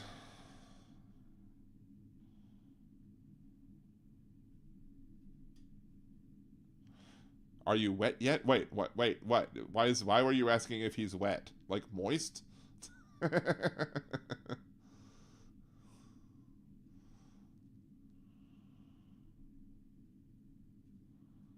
Dark Brandonomics works. Yes. Well, because Biden, passed lots of good legislation. There was one discussion I was seeing, I think I was on TikTok or whatever. There was one discussion where I actually got in to have the discussion, and the person was like, tell us why you're voting for Biden, but you can't mention the superconductors or whatever. And I'm like, or the bill that gave us, more domestic production of chips, like the CHIPS Act. I'm like, why are you moving the goalpost to make it that I can't talk about one of his major accomplishments as president? Like,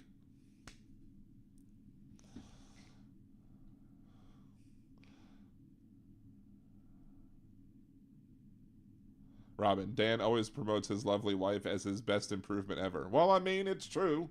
I married up.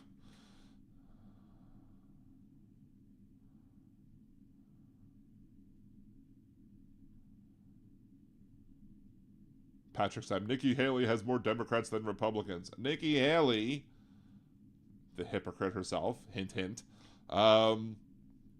Still, when you went to the same polls that you're trying to cite about Donald Trump doing so well, had people at those polls, like a good chunk, at 10% of the Republican electorate, who were showing up to those polls, were like, we're never going to vote for Trump. We're voting now, and we're never going to vote for Trump, and we're Republicans who did vote for Trump and will never do it again.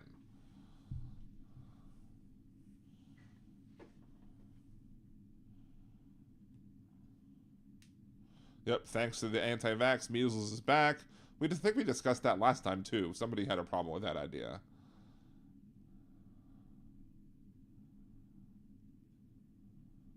Dean Baker, I'd almost go to prison if I could be Donnie's cellmate. Oh, God. Can you imagine how much farting you'd have to deal with? All the farting he's done in court? Patrick said, number one issue for the voters is the economy, yet Biden tells us how great things are. Yeah, and actually the economy is doing really well. And people are actually generally pleased with the state of the economy. They just managed to poll things badly. People are being manipulated into thinking that the economy is worse than it actually is. The economy is actually pretty darn good comparatively. Especially compared to all the other industrialized nations coming out of the pandemic. We did wonderfully under Biden.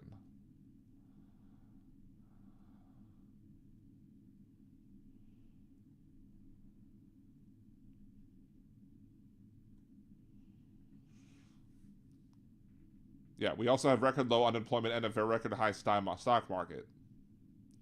But, those things that matter to Republicans when Republicans are president, they don't care about when Democrats are president.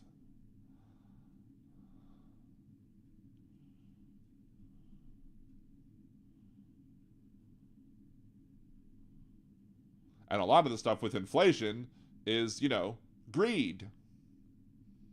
And a lot of stuff with inflation is Donald Trump and his gas deal. That was a horrible deal that he made. The so-called art of the deal guy made a deal with Russia and OPEC that said, hey, let's cut production by 8 to 10 million barrels, 8 to 10 million barrels per day through April 2022. Which, if you have my little conspiracy theory mind going, said he probably knew at that point that he wasn't going to win the election. So he wanted to hand a bad deal off to Biden so that he'd have to suffer with the high gas prices that would come once everybody came out of the pandemic, but yet we had artificially low oil production. Therefore, when you had artificially low oil production and dealing with a skyrocketing demand, your prices are going to skyrocket even worse. So...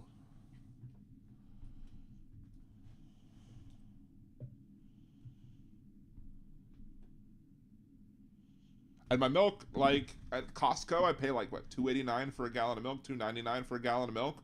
I mean, some places, like, charge, like, Winn-Dixie, I think, by me, is, like, charging, like, $5-6 for a gallon of milk. But I go to Costco, I got $2 of milk. $2, $2.80, $2.90 for a gallon of skim milk. It's cheap. Like, I'm actually doing fine grocery-wise for the most part, because Costco isn't, gouging the prices as much as everyone else. So everybody should go get a Costco membership, I guess. I don't know.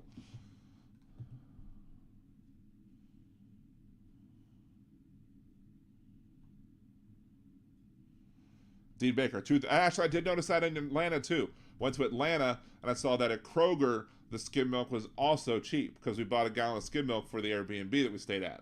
Now, other places, it's not as good. But again, that's greed. That's not... That's corporate greed saying, oh, we were able to charge these higher prices with inflation. We're not going to drop the prices now. It's corporate greed. Aaron, I don't drink milk, so no, I don't know. Well, I mean, there you go. Dean, I'm in South Texas. Yeah, this is Kroger in Atlanta, but I mean, probably the same basic principle. So now Patrick's just spouting things that, was probably from a Trump truth tweet or whatever it's called. Hey, it's TV2 Live. Good to see you. Another good channel to subscribe to. Make sure to drive them up to 1,000 as well. Yeah, I probably like milk a little bit too much. Milk with some dessert, especially milk with dessert.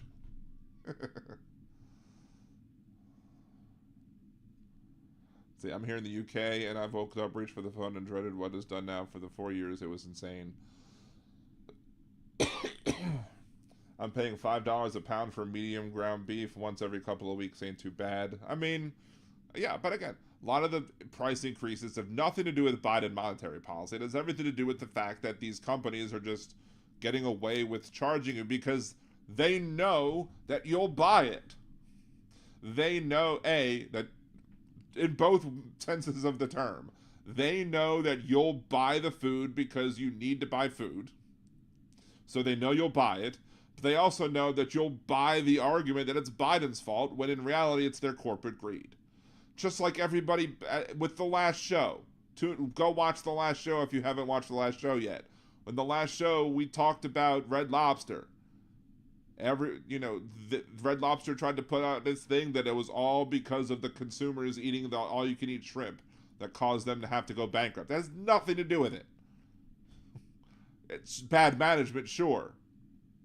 But they toppled debt on top of Red Lobster, and they made these deals and shifted things around and did buyouts and whatever, and so that, the original owner cashed out so that he could support Olive Garden, and then the other company then sold it to another company, but then they sold off the real estate properties, so now businesses that didn't have to pay rent now have to pay rent, so that added costs and overhead to the price.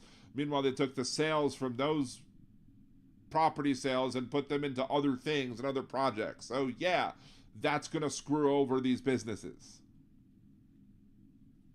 But no, it's all you can eat shrimp because they know that the average consumer is a sucker. The average consumer will believe any BS that you feed them, and some of the BS that they're feeding you is, we have to charge these high rates for all of these products because of Biden's inflation. And then they're like, oh, well, that makes sense. It doesn't make sense at all. It's total BS.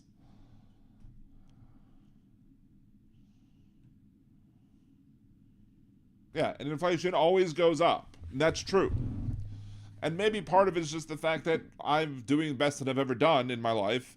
I got a great job now that Biden is president. And I give Biden full credit for the fact that I have a good job and that I'm being paid more than I've ever been paid in the entirety of my life, simply because of Biden. And my podcast is now more successful, thanks to Hal Sparks and the fellow sparklers and my listeners who watch every 2 times a week, which I appreciate y'all, except for when I'm not on. So I appreciate y'all for the help as well, but I do have to give shouts out to Hal Sparks when it's due, because Hal Sparks did cause the boost in viewerships. Fellow sparklers unite. A big hook, yes, my kids are serial killers. They destroy cereal, especially Fruit Loops. John, we ran out of toilet paper on the drum. Well, that's because people panic bought. And when people started running out of toilet paper, that's when I bought bidets for the house, and I installed 2 bidets in my house. So now we have bidets. So, DB Golding in Twitch, Hal is why I'm here. And I appreciate that. I appreciate you. I appreciate every sparkler that comes along for the ride. And, I'm always going to be endlessly thankful to Hal for what he's done for my channel. So, Yeah, Mish, it's all part of the plan. Keep telling people how downtrodden they are and that the only one person can fix it. Of course, Donald Trump doesn't give a crap. It'll still happen under Donald Trump, and he'll find ways to screw people over more because that's how Donald Trump made his money. That's the one thing I don't understand about people like Patrick or whatever. I prefer SpongeBob, but people like Patrick who are going to espouse these ideas, like they'll sit there and they'll support Donald Trump, but yet Donald Trump's been a person who's screwed over the little guy over the course of his career. He's made millions over screwing over the little guy. Time and time again. Do this job for me. Okay. They do the job for you. He pays them like a half up front, and then he goes, well, I'm not going to pay the rest of the, I'm going to pay you this other little bit of money more. I'm not going to fully pay you off. And then the person's like, well, you agreed to pay X. It was like, well, I don't think I should pay X. And then they say, well, you can sue me. And the cost that it would cost to sue Donald Trump for the money that is owed is more than the amount of money that they would recoup. So at that point, it's not illegal, I guess, to do that. I mean, it should be. Maybe that should be a change in the law that says if you agree to pay a contract and you don't pay the contract, you must pay all legal fees. And that's why all of these attorneys right now, all of Donald Trump's attorneys are getting money up front because they know that he's not trustable. They know that they can't trust him to pay him after the fact. So they need all of the money up front or else they're not going to defend him. Because they don't want to be the fools that got screwed over by Donald Trump over and over and over again. Because that's what he does.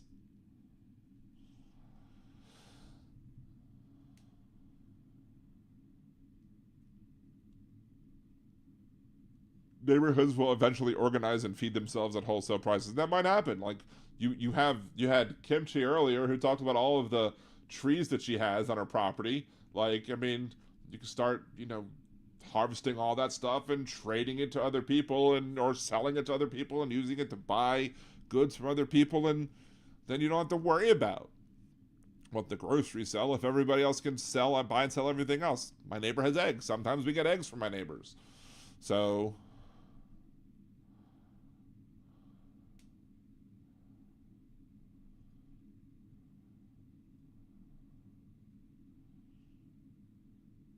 $56 Rich. I'm thinking that Patrick is a bot, not a human. It might be. Maybe it is a Russian bot. Who knows?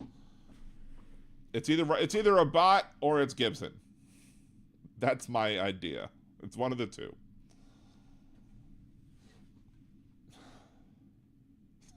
Mish. For anyone who needs one, who wants or needs one, except Patrick.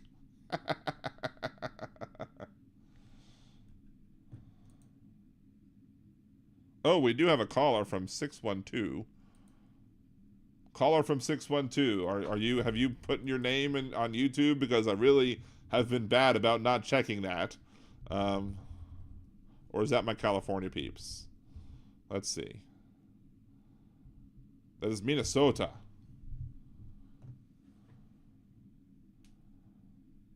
Who do we know from Minnesota?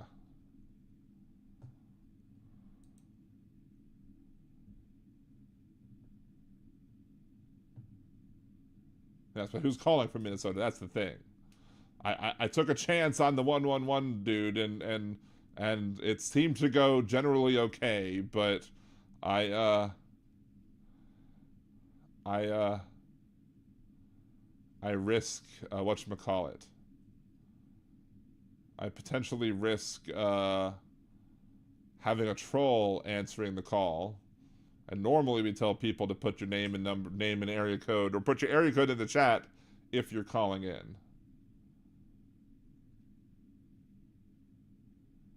Not dog calling. So you need to put your area code in the chat, in the YouTube chat, caller. LiberalDanRadio.com is the way to get to the YouTube chat.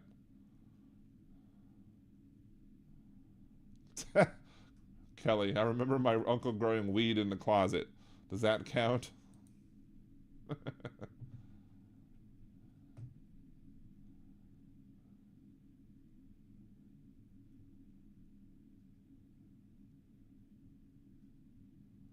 I don't know how much time we have a call anyway, because the show only has 10 minutes left, and I don't have much time to get into a debate. So here's the deal, caller.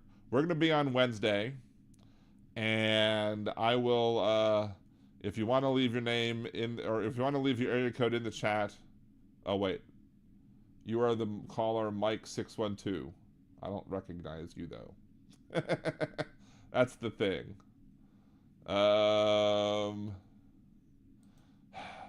We can make it quick, I guess. Let's make it quick.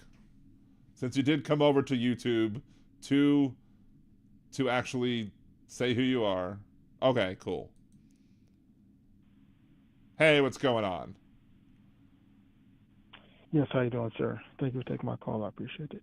Oh, no problem. I mean, we're short on time. We only got about 9 minutes left, so just what's up? All right, so I'll be brief. So we spoke about a year ago. Obviously, I'm a conservative, and we had kind of a back and forth about the last midterms. And Sure. just now looking at the way things are, I understand that your view is simply that people don't appreciate what Biden is doing on the economy. Obviously, you stated that he's been successful. So what is it that you think that's causing people to be so unhappy with him? Because what I've noticed as a black working class person myself, in 16 and in 20, if I was at the barber shop or just in the general public amongst other black and Latino working class people, no one would have ever publicly said I support Trump. No one. If they did, it would have been, in secret, in private, never would have been expressed in any public way at all, because you would have been shamed, mocked, ridiculed right away. Right. Now in those same settings, when I ask people, it's immediately I'm going with Trump. And immediately the whole place is bashing Biden. I'm talking about the type of people that would have never in a million years voted Republican. And I'm seeing this all over the place. So when I see these polls that are saying black support is up, Latino support is up, working class support is up, on the non-college educated support is up significantly, I think these polls are accurate. I really do think this is turning into a potential landslide. And unless Trump goes to jail or he gets assassinated, I think it's a slam dunk he's going to win the election. I think part of the problem, I think that people believe that Biden is the problem with the economy is as I was talking about just now, is like they'll believe, just like they believed it was the all-you-can-eat shrimp that was the cause of Red Lobster declaring bankruptcy, and it wasn't. It was their corporate greed. It's the corporate greed that's causing prices to remain artificially high because they know that they can charge these prices.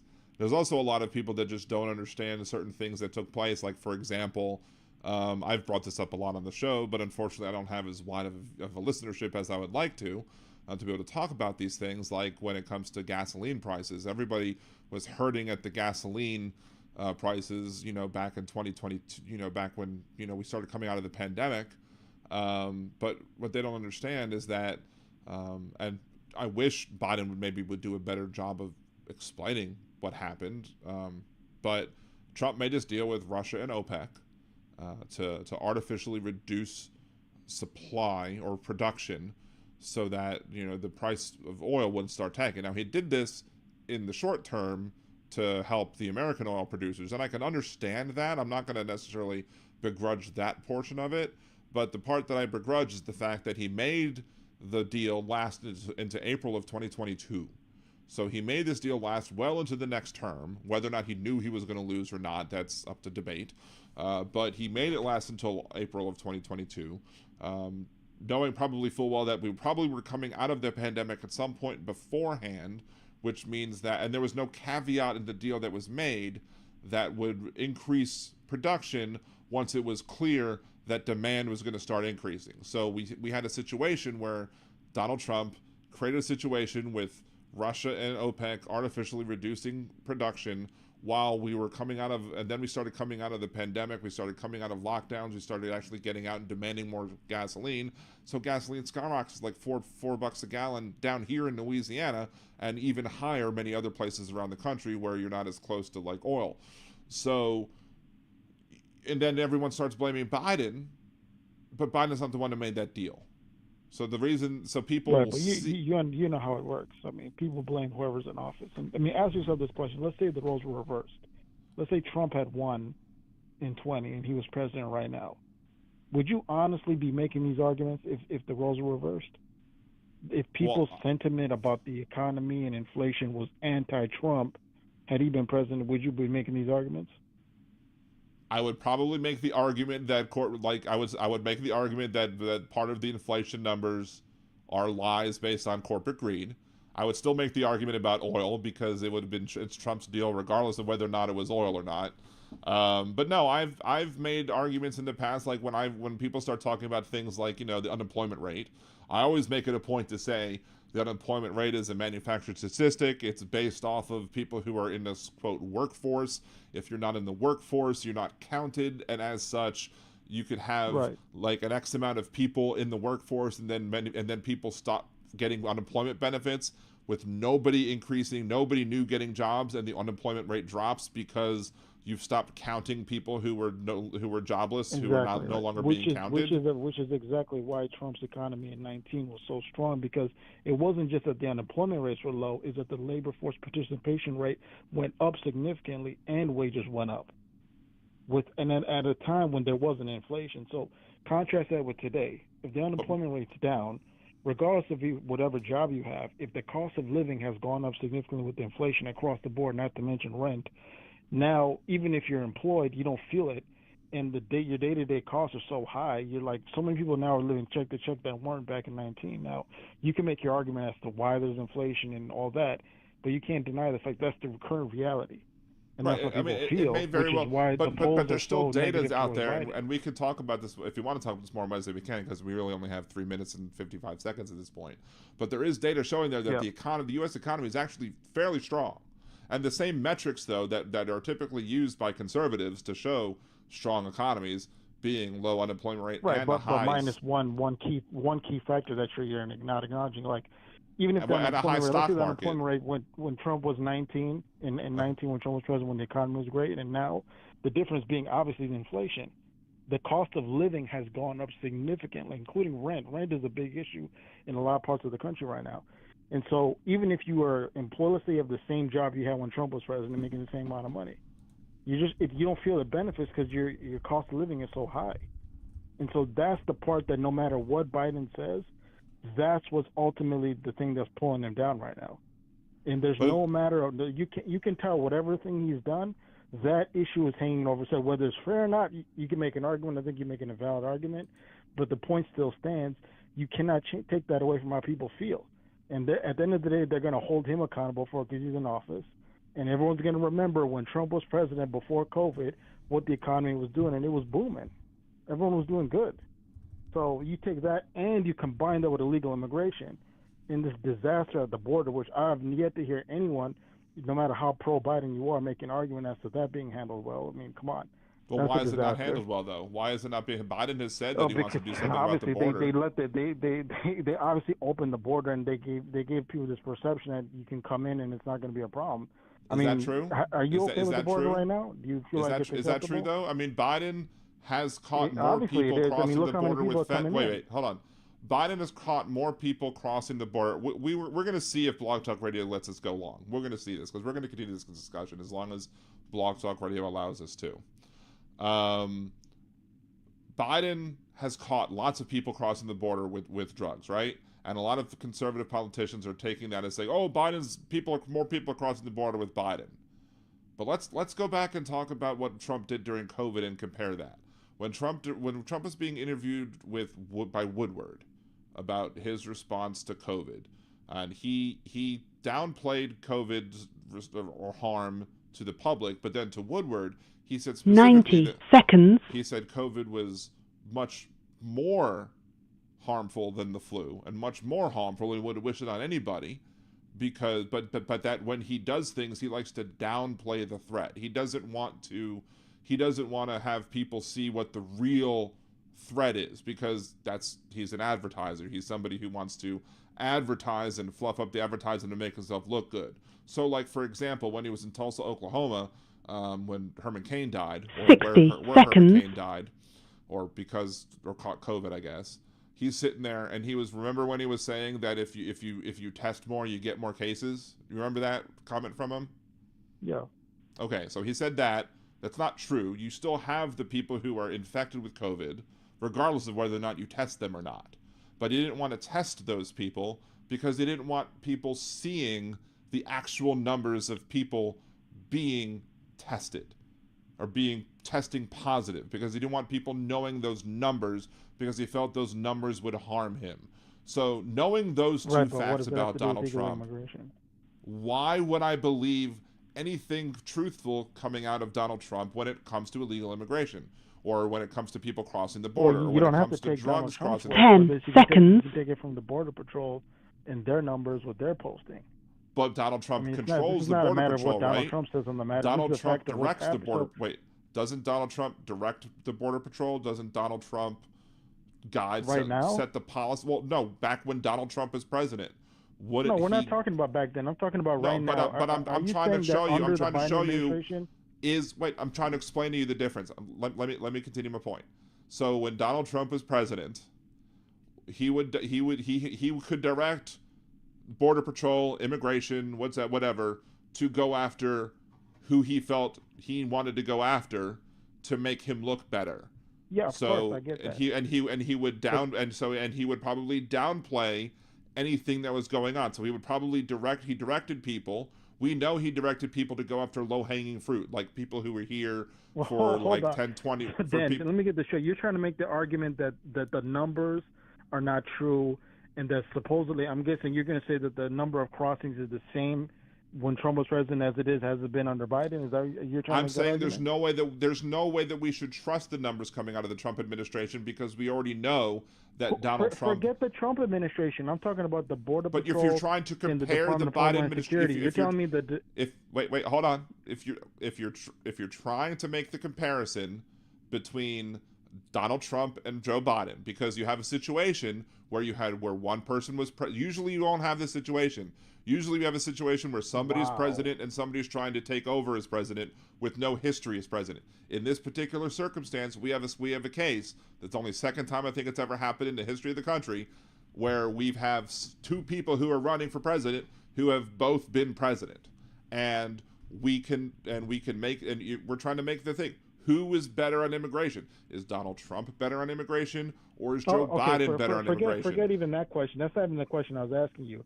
I was asking you, is the current situation with the border is even an issue in your mind?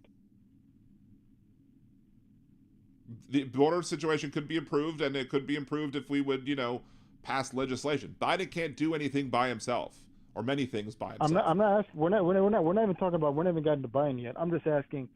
Do you feel like there's a significant number of people crossing this border illegally? Yes or no? Well, there are. What do you consider an illegal crossing? That's the thing. Is like there are things. Someone who, I understand. I'm answering. Wait. I understand. I'm answering a question with a question, but I want to be clear. Is that there are people who are crossing? I just want to be clear. This is coming from someone who's a legal immigrant to America. So there are people. Illegal immigrant is someone who bypassed the due process that's required. Meaning there's a paperwork, there's vetting. You need to be approved. Once you get here, there's a whole series of things you have to go through. And these are people that bypass that, simply crossed into the country. Maybe they seek to claim asylum, but they got in, and once they got in, they just got let loose. They just took off. But you are by international law and by U.S. law, until the courts acted like activists like they have been. It was legal under U.S. law to cross any place, not just at a port of entry, but as long as you made it onto U.S. soil, you could cross over and you could say, I want to declare asylum, and then you get to deal with the asylum hearing. So yeah, we have a lot more people crossing the border, trying to claim asylum. Are they doing this? So for example, when Trump had the policy of remain in Mexico, where if you were seeking asylum, you could get to Mexico, then seek put in the paperwork to get asylum, and if your case was approved, you would let into the U.S. Why would Biden get rid of that? What was the logic behind getting the remain in Mexico? Because that's not necessarily that's not even part of the law. The law is like you have to declare it at a port of entry or on U.S. soil. So you're saying that was a policy that was extra. You could come to the port of entry, but you would have to remain in Mexico while your case is being processed. Whereas now, what people do, this is how they game the system, by the way, because I know people that have done this. They come in, they claim asylum, they get in, they know that the court date's going to take a long time. So as long while they're waiting, they're already in the U.S. and a lot of them they're able to get loose and not kept track of, and they've gotten what they wanted, which is to get into the U.S. in the first place. And then now people can't track them or know where they are. And if they do come to their court date, it's not for a while, and then the case gets postponed for because it's backlogged to hell at this point. Well, why are they backlogged? That's how they're playing the system. Why are they backlogged? Because there's millions and millions of people have done this. Because they obviously know how the game works. Also, they're backlogged because the Republican Party won't pass the legislation that Biden has requested to fund additional judges at the border to be able to handle the influx of asylum claims. You could bring in 10,000 judges right now. It ain't going to change it. Do you understand how many people are coming in? I don't think okay, in your mind, how many people a month do you think are coming to the country illegally? Just ballpark estimate. Well, again, you still use the word illegally. There are lots of people who are coming in who are trying to declare asylum. Now, you're saying Republicans and conservatives will say that they're doing it illegally, but I'm saying that they're coming in to declare asylum. Well, clearly. They're only doing that now because that's one means. Basically, you have activist lawyers who tell them this is what you need to say, this is what you need to do, even though they're not technically really under the. I mean, what would you consider a valid asylum case from your perspective? Like, would you say someone has to be coming from a country where they're either being oppressed or at risk, or right? So if they're not oppressed and they're not at risk, and it's simply an economic migrant, is an economic migrant valid enough to get asylum? I mean, certain levels, I think, of economic can be qualified.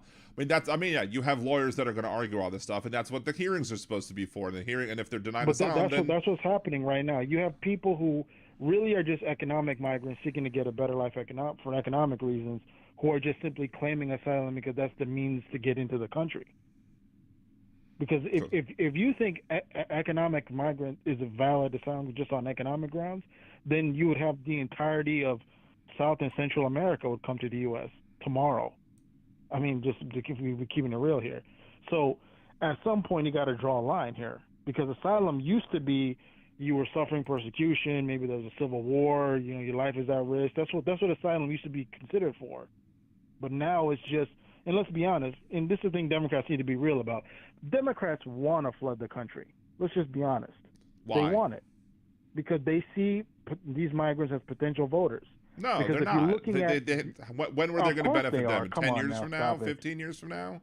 They're not going to become voters. They can't become voters immediately. If you look at the demographic shifts, they know they're losing white voters at a significant rate. They see the shifts among minority voters. They need to bring in new voters to try to offset their losses in certain areas. But they're not going to. How long does it take for somebody to become a citizen? If you come in and declare asylum, how long? If the Democrats had their way, and the policies they've been putting forward, these people will be able to vote within the next couple of years.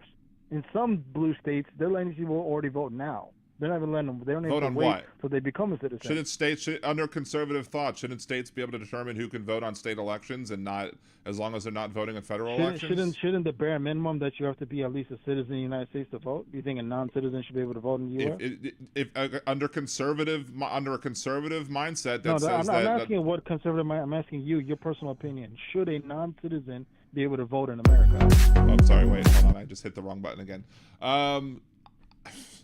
I think that if a state or a municipality wants to open up voting beyond the people, that's up to that state of the municipality. That's not what I'm asking. I'm asking if they should. I'm asking, do you personally think they should? Like your personal view.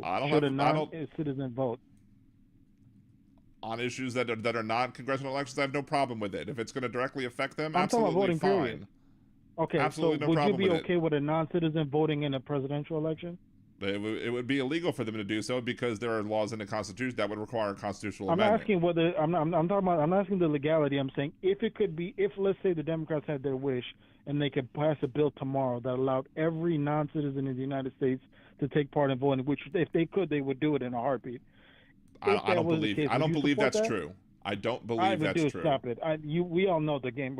I'm asking if they could, and if I don't believe that's true for a heartbeat. You're starting off with a false premise. That's the thing. You're starting off with a false premise. I know. Look, the Democrats, it comes like this. Is the thing about Democrats, because I'm a former Democrat. I know how the game works. You don't go by Democrats what they say. You look at their actions. If a Democrat will say, "Oh, we don't support illegal immigration and so forth," but their actions belie their true motive, meaning they hinder anything that would be put in place to actually stop illegal migration, and they go out of their way to do things to help accelerate it and incentivize it. But you're calling it So illegal their actions immigration, but belie their it's actual not intent. illegal to declare asylum. That's the thing. That's my you point. keep calling it illegal that's immigration. the game they're playing to try to justify letting millions And the of people into Republicans the don't want to country stop every month. illegal immigration really either, because the Republicans support the business. If they really wanted to stop illegal immigration, the I Republicans agree. would pass I agree policies. with that. Especially The Republicans would start Chamber of would Commerce. We actually in go agreement after on businesses. that. There's certain aspects of the Chamber of Commerce and Republicans who want that for the cheap labor. I agree 100% with that. That's right. why. So we should be going after businesses. If we went after businesses, that would. The position of Trump, the position Trump has on illegal migration is identical to what Bernie Sanders had prior to 2016. Because when Bernie Sanders used to be the real working class socialist he used to make the argument himself of how illegal immigration impacts the working class. It's an anchor that pulls down salaries because it floods in cheap labor that are willing to work at minimum wage or less on a lot of job fields. And so this is something that's been known. I don't know if Bernie Sanders ever referred to somebody who was crossing the border looking for a job as an animal. Oh, 100%. You can look this up. Bernie Sanders called them animals. It was at the 2016 election is when Bernie Sanders changed his tune on a lot of issues. He called them animals, by the way. But no, he called them animals. Illegal migration is an issue. No, of course he didn't. But, okay, that's what I'm saying. So Donald Trump is much worse than Bernie Sanders on it, specifically because he refers to them as in a degrading way that's non-human. Let's deal with that, because this is something that liberals often do, is they take Trump out of context. And that quote, which you're quoting about him calling them animals, that was in a discussion referring to MS-13. This is the same thing you guys did with the whole "there are good people on both sides" thing, which you took out of context as well. What, in Charlottesville? In Charlottesville? Yes. Charlottesville. If you are a Nazi, and if somebody is on my side of it, I've discussed this before on the show already. He was not referring to the Nazis when he said I know that he wasn't statement. referring to the Nazis. I'm referring to the people marching along. Wait. I'm gonna have to mute you for a second if you don't let me finish my point. If you are marching alongside a Nazi, and you're a Nazi, like there's no good people marching alongside people on a protest that's shouting blood and soil. Just like there's no good people at a pro-Palestinian protest when people are shouting from the river to the sea, which is an anti-Semitic slogan as well. If you're sitting here and you're trying to claim that you're a leftist and you can pull up the transcript of what Trump said. You can read it for yourself, and you can see how it's been taken out of context. So I have. I made a TikTok video on it. Clearly, there's a TikTok video on my channel did it. I took his words specifically within the context in which they were given. Are you telling me that he didn't condemn the white supremacists and the Nazis there? And if he was not referring to the peaceful protest, and then he said that there were good people on the side of the people with the white supremacists. You cannot be a good person if you're marching alongside a white. If I'm in a protest and I'm marching along, wait, no, let me finish. Because you're not getting this point. If I'm at a protest and I'm marching alongside somebody who's shouting, "The Jews will not replace us," and blood and soil, and I don't either take action to have them be kicked out of the protest, or form my own protest, or split my protest off from those protesters, and I'm happy as having them having a protest right along with me just because we agree on a monument issue or something. No, they're no better than the Nazis.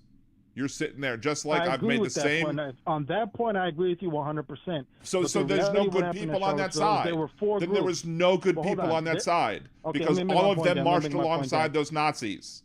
Every single one of those people. That's not true. There were 4 groups at that protest. There were 4 groups, and I'm going to name them. One were the Nazis and the white supremacists with the tiki torches you're referring to, which I'm against 100%. You had the Antifa, who were there to fight those groups, which I'm against 100%. You have people who were peacefully protesting against the monument, and you have people peacefully protesting for it. There were 4 But the people protesting against the monuments being removed. Different times. Hold on. These groups were there at different times. They were not all there at the same time. There were protests that took place at night. There were protests that took during the day, and they came at different times. And if you are trying to say that Trump was saying that the Nazis and the tiki torchers were good people, that's not true. If you listen, I never said that. I said that the people that. Okay. I'm saying that Donald Trump is calling the other people who march alongside them as good people, and they're not. That's my point. They didn't march alongside them. They're not. They did. They didn't. They were different times. Dude, the tiki torchers were there at night. Remember, that whole march took place at night. During the day, there was a peaceful protest at the monument, at the actual park. During the day before, Then the tiki torches came the night. Then the following day is when Antifa and the white supremacists had that big combat moment where they all fought each other. And then that's where the guy had the car where he ran through the crowd. So you don't believe the that tiki happened torch? the You're following saying day. that the tiki torch people weren't there during the day too? They weren't also there marching No, during you the day, didn't, spouting Dan, you their didn't hear what I just said. spouting their anti-Semitic You did not hear what I rhetoric? just said. This took place over 2 days. The first day, you had a peaceful protest there with the people who were peacefully protesting the first day. That night is when the tiki torch guys showed up and they had their whole march with the tiki torches. The next day is when Antifa and the white supremacists had their whole that big brawl they had at the park. And then that same day is when the guy hit the car and he ran through the crowd and killed that young lady. That was the following day. So that's the timeline of how that whole protest played out. You're conflating that the people who were peacefully protesting for the monument to stay, you're saying they were the same. They were with the white supremacists. That's not true. They were there at different times. So that's what I'm trying to get you to understand. People who didn't remember. I've seen protests of them being there at the same times and people not saying those things still marching along against them. So I don't know. Okay, maybe there was an additional march where there were people who were also saying those things at the same time, but they're still marching. They were still there earlier. It's not like they just magically showed up. The same thing has happened down here with the monument protest. The same things that happened down here with the monument protest down here as well in New Orleans, where you had people showing up, who were protesting the monuments being taken down, and then you had the Confederate neo-Nazi folks come right alongside them, and not a single peep was uttered. Not a single peep is uttered by any of these people. Well, you don't know that for a fact, but were you there? I mean, do you know that for a fact? I've seen footage from the people that were there. I haven't seen anybody. I've never seen a conservative get out. I've yet to see a conservative come out and condemn any conservative politicians come out and condemn the Nazis. What these people think. And say these people insinuating what they think without knowing what these people think. Okay, the point is that's obviously what Trump was referring to. Now the media, because the media knows most people didn't know the actual timeline that took place, what really happened at these protests.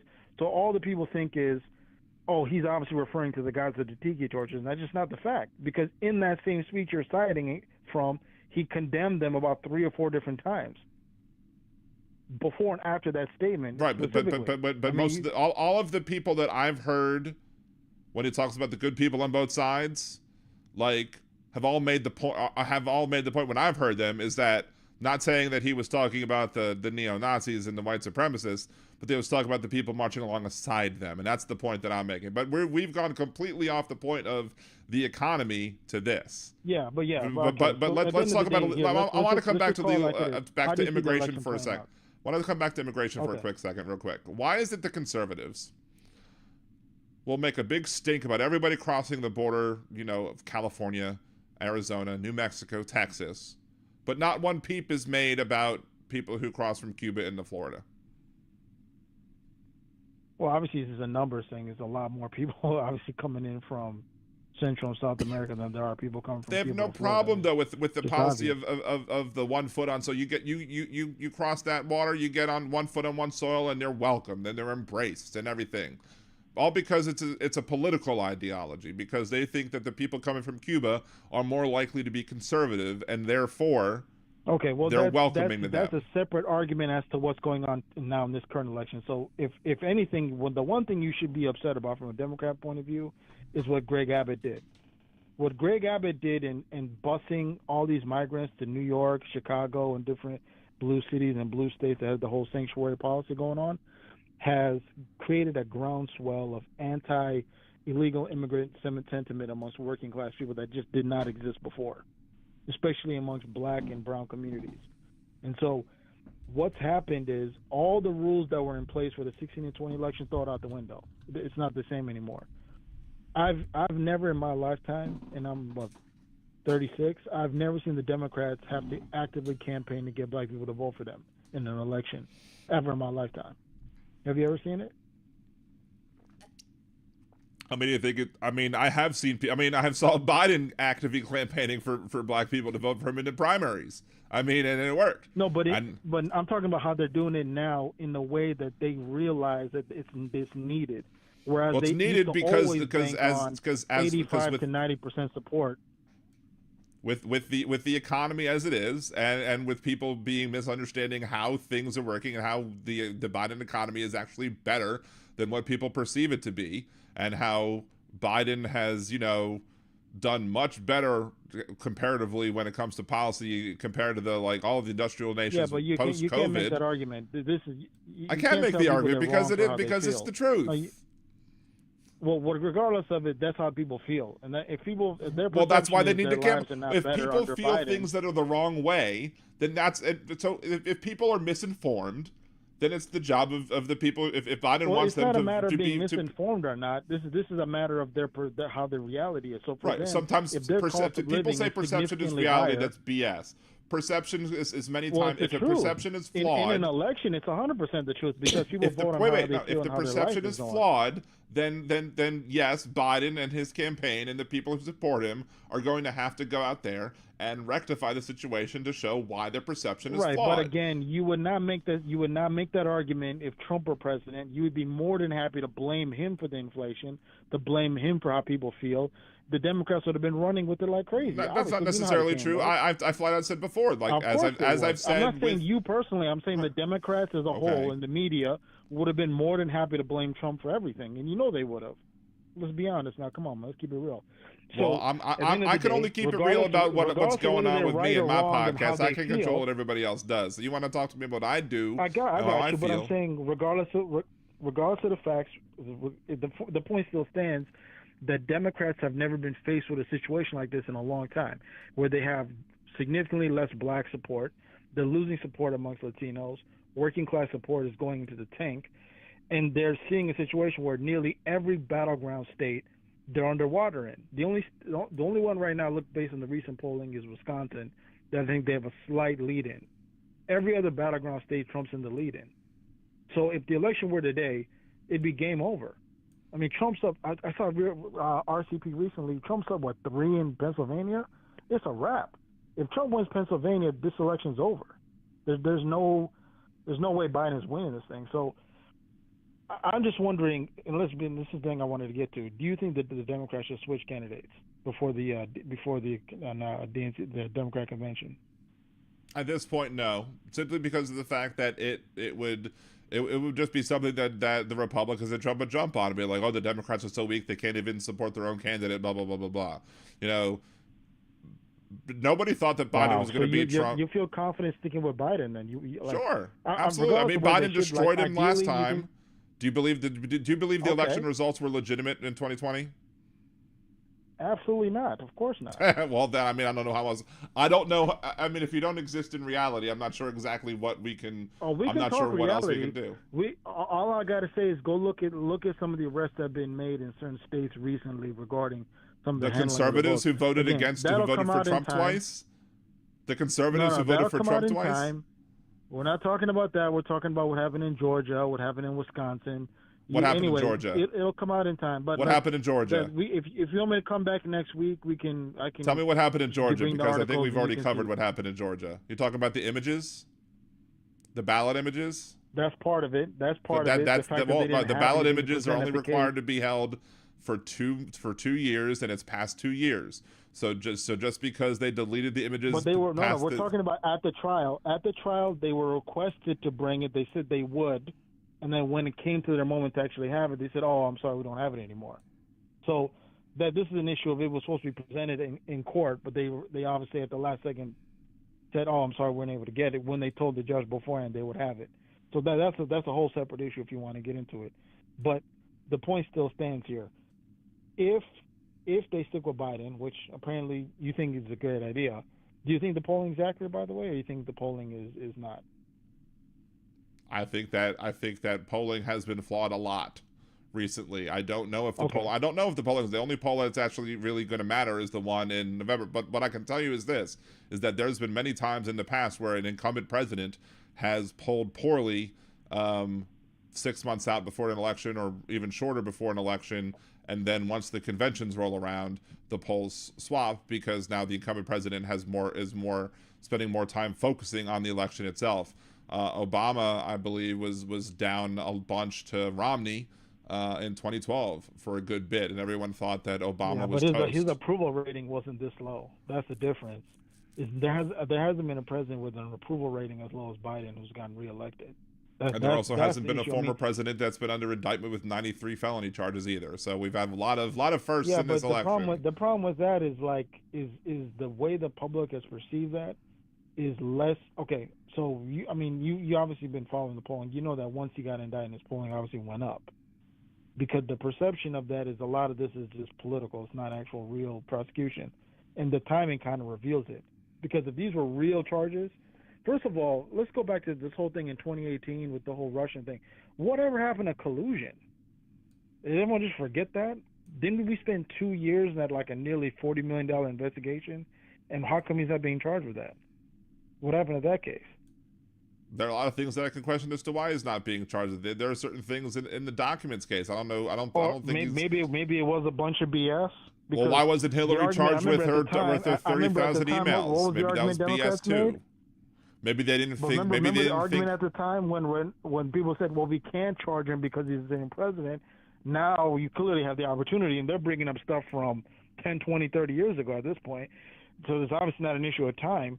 They clearly proved that whole thing was a bunch of nonsense. The civil case has nothing to do with Biden. The New York case has nothing to do with Biden. And sometimes prosecutors... No, I'm talking about the timing. Sometimes prosecutors will look at a case and maybe... Wait. I let you talk over me a bunch. Let me go. Okay, go ahead. There's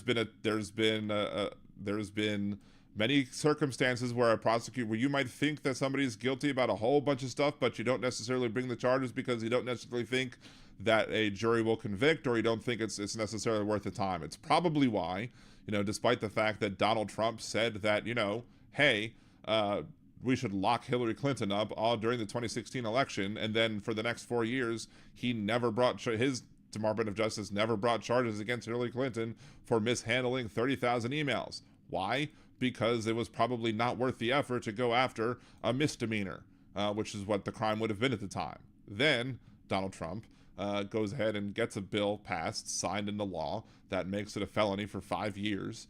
5-year felony conviction to actually, mishandle classified documents. And everyone's like, okay, well, now nobody can do it again, because the next time somebody like Hillary Clinton tries to mishandle documents that are classified, then we'll be able to go after her with stronger teeth, and it'll be more worth the time of the federal government to spend time and effort to go after somebody, because now it'll be a felony, not a misdemeanor. And then what does Donald Trump do? He mishandles documents.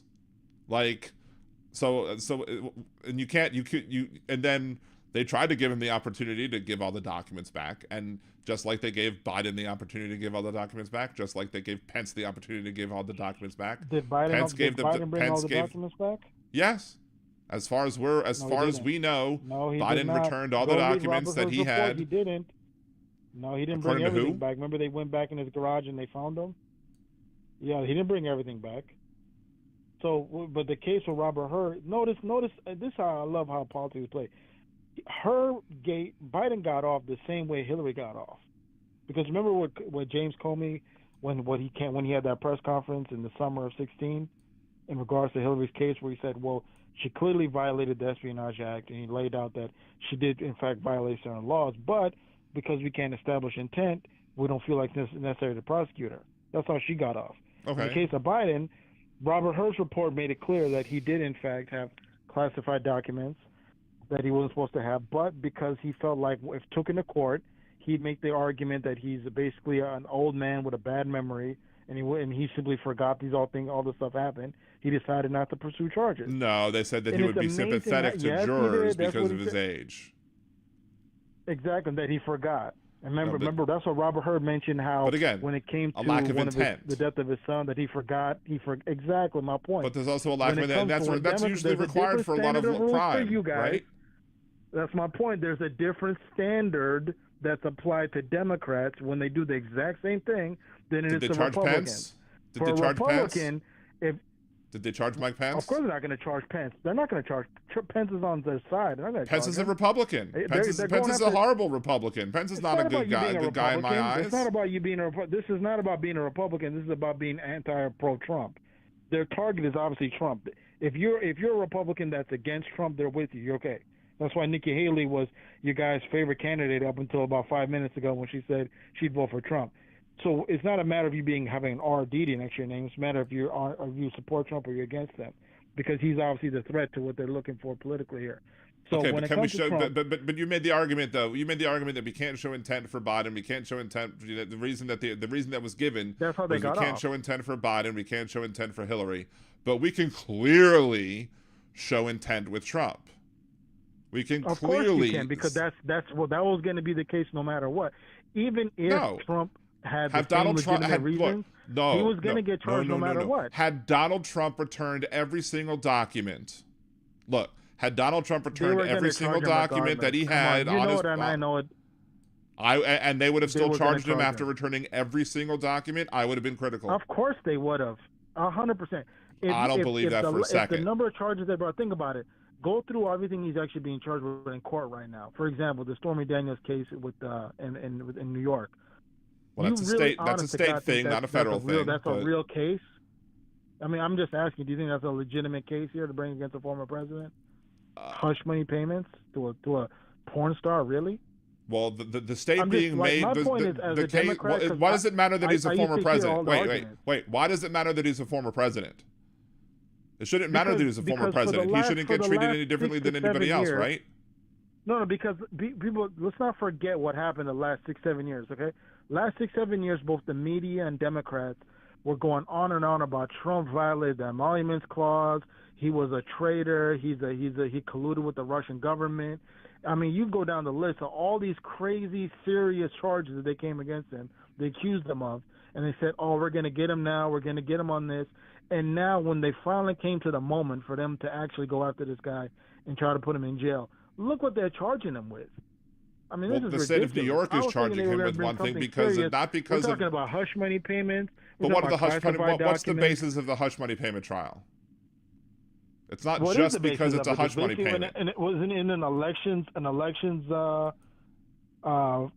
campaign financing law violation or something. I mean, what is the actual charge? What is it? Lying about business records, falsifying business records and business documents. That's obviously accused. That's actually being. Well, that's what he's being accused. That's the basis of the case, that he falsified business records. Yeah, but that's the case. That's the case. He falsified. That's the case being made that he falsified business records. Of Michael Cohen. But the thing about it is, here's the thing. Well, doesn't rely on Michael Cohen at all. The timing of the charges. Michael Cohen corroborated the stories of a whole lot of other people who said the exact same thing. So if it was just Michael Cohen, maybe you'd have a point. You didn't actually, if you actually paid attention to the trial, you actually didn't need Michael Cohen to say anything, because they had everybody else saying basically the same damn thing. They just had him corroborating everything else. And sure, yeah, Michael Cohen doesn't like Donald Trump. Michael Cohen clearly used to like Donald Trump, but now he doesn't, because Donald Trump betrayed him, like Donald Trump ends up betraying everybody else who mistakenly puts their trust in him. But the fact of the matter is, it's not just about hush money payments. It's not just about hush money payments. It's not just about political. That's the key thrust of the argument. That's the main push of it. But even with that, the timing is what's interesting, right? Because they could have brought these charges in 22. They could have brought them in 21. I mean, they filed the actual charges back in 2016, if I'm recalling correctly. But they couldn't actually bring the trial because he was president. There was nothing hindering them. Yeah, but he wasn't president in 21. He wasn't president in 22. He wasn't president in 23. Why did they wait till months before the election in 24? Well, they started it. Exactly my point. Well before. You know the answer they started to that. In 23. I mean everything. The ball rolling was not in 20. They got the ball rolling late in 23 with the intention of having the trial essentially during the lead up to the election, which is where we're at now. You don't think that timing is kind of interesting with all these charges? No, not at all. Because there was nothing stopping them from doing this in 21, 22, and early 23. They could have done it. 21. In fact, if 21, it was probably solid, COVID that was stopping it from happening. I mean, you would think that COVID. You can't go. So court, they weren't having court in 21. I mean, they were having court, but they probably were waiting for maybe things to settle down before having a big circus like they knew this one would be. Okay, what about 22? What about 2022? Let me just see. Come on, Trump dude. surrendered there's in no April argument. 3rd They of 2023. They did it because of the timing of the election. That's what it was done for. Because if their case was so solid that they knew they were going to stick him and they were going to get him in jail, you can't tell me they wouldn't have gotten him in 22. If their case was so solid, they would have got this guy in jail in 2022 or 2023 at the latest. There's no way they would have waited and let him get to the point of getting the Republican nomination and actually get to this point in the election. There's no way they would have done that. That's backwards. But they did it because they know their case isn't solid, so they're going to use the actual trials to try to hurt him, both to keep him from being on the campaign trail, and hopefully to hurt him in the polls. That's the gamble they're taking. That's obvious, clear as day. And for someone who came from a third world country, this is exactly what I used to see when the country I came from, where the people in power would go into lawfare against their political opposition in the hopes to hinder them by undercutting them without, officially killing them or putting them in jail, by just trumping up charges to try to trip them up. That's what happens all the time, man. It's clear as day. Everybody can see it. I'm not knocking you guys for doing it because based on the way things are currently, this is your only hope of keeping him from winning in 24. Because if you don't put him in jail, he's winning the election. Flat out. Everybody can see that. Okay, Ray Charles can see that. So your best option, as far as I can tell, and my personal opinion is they're not going to let it get to that point. I think Trump is either going to be put in jail or they're going to kill him. There's no way he's making it to November and on the ballot. That's not going to happen. Because the people that are going to be in trouble with this, if he gets back in and the egg on their face and all that, they're not going to let that happen. There's no way. So I think if you're anti-Trump, I don't think you have anything to worry about. Because if he's not in prison, they're going to kill him, flat out. From some of the things I'm looking at briefly at a cursory looking, I think there was also an issue that pertained to the changing of who the attorneys were for the state, and that might have had something to do with some of the timing of course. Pertaining. Well, you have elections to deal with, and if somebody's dealing with an election, they may not be worrying about whether or not they're going to bring a big case such as this until afterwards. So anyway, point is, but even with this case, the other case like the documents case do you believe that Eileen Cannon has been acting appropriately as a judge down there in Florida? I say somewhat. Yeah, I mean, obviously much better than Marchand has. I don't know how you pronounce the guy's. This is a worst case of feet dragging. I mean, we've heard. I mean, Donald Trump signed a law. Let's go back to the signing of the law thing. He signed a law that made it a felony of 5 years for the mishandling of documents. And regardless of whatever happened with the Mar-a-Lago documents, which we all know, it's up to them to prove, it's up to the prosecution to prove the intent that he intended to mislead the people when he only returned part of them, and he had his attorneys sign false affidavits saying that all the documents were being returned when only some of the documents were returned, and that's part of that case too.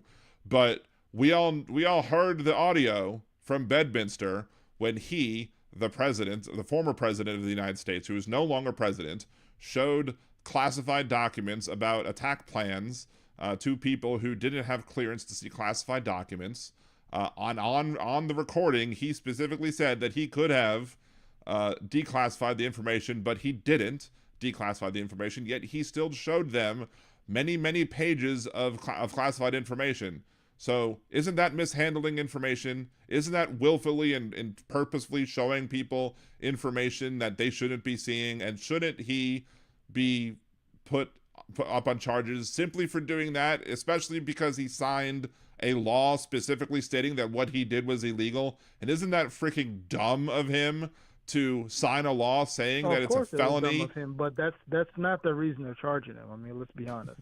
Because if they were really serious about enforcing this law, there's a lot of politicians on both sides of the aisle they could go after in this case of when it comes to that, because this happens all the time. The main reason I've heard that they don't go after most of the people who have documents, the main reason I heard that I've heard, and this is a reasonable argument that has been made about why they don't go after a lot of the people who are found to have classified information, who returned them without issue or returned them without lying to the grand jury or whatever, is that if they punished everybody who unwillingly or who took classified documents they weren't supposed to have, who gave them back when asked, then nobody would give them back because if there would be no reason to. Right. Because why give them back? Exactly. So they're only going to go after people who don't give all of them back and who make a big deal or big stink about it, like Trump did, or like Trump is accused of doing in Mar-a-Lago he sent just like the case with Letitia James in New York with the whole issue with the Mar-a-Lago property and the valuation, right? Because everyone in that market and the whole real estate thing, they do that all the time. They overvalue their price in a negotiation with the bank and so forth. And so the same thing with them. They said, well, technically they could go almost after everybody, but they said, well, we can't, and we just wanted to make an example, which it's nothing more than selective prosecution, and they're obviously motivated by what? Politics, which goes back to my point. This is all political, man. If Trump was not running for office again in 24, they wouldn't have done any of this stuff. Come on, man. It's obvious. And if Biden was in a stronger position politically where they felt confident that he was going to win, I guarantee they wouldn't have brought this stuff. They would have been more than happy I think they absolutely would have brought the documents case. But Biden, they know, dude. I think they would have absolutely brought the documents case. I think they would have, and they would have brought the case when it comes to the hush money payments as well, because that case was in the works, and they were just making the determination as to how they wanted to bring it. Yeah, because that's what certain prosecutors ran on, right? Letitia James and Bragg both campaigned on, we're going to go after Trump if we get elected. That's literally what they were campaigning on. Exactly. So this is politically motivated, and like I said before, as a Democrat, which is actually kind of sad, and this is actually an indictment on Biden, that despite all these charges, the fact that Biden is still trailing in almost every poll is unbelievable. And I would be embarrassed if I was a Democrat, because it's like, wait, hold on. I think it's indictment on the voters. You're telling me, you guys have told us that Trump is the second coming of Hitler, that he's a threat to democracy, that he is potentially going to be a convicted felon. He's supposed to be one of the worst presidents of all time. And yet, despite all that, your guy Biden, who's supposed to be the most popular president ever with 81 million votes, by the way, is losing this guy in almost every poll and has one of the lowest approval ratings of all time. Are you kidding me? I think that's an indictment on the voters. Dude, I mean, that's why I told you they're not going to let this thing get to November, man. There is no way, in any way, shape, or form, we're going to have a normal election this year. They're not going to let that happen, because they know without some significant interference, Trump's going to win.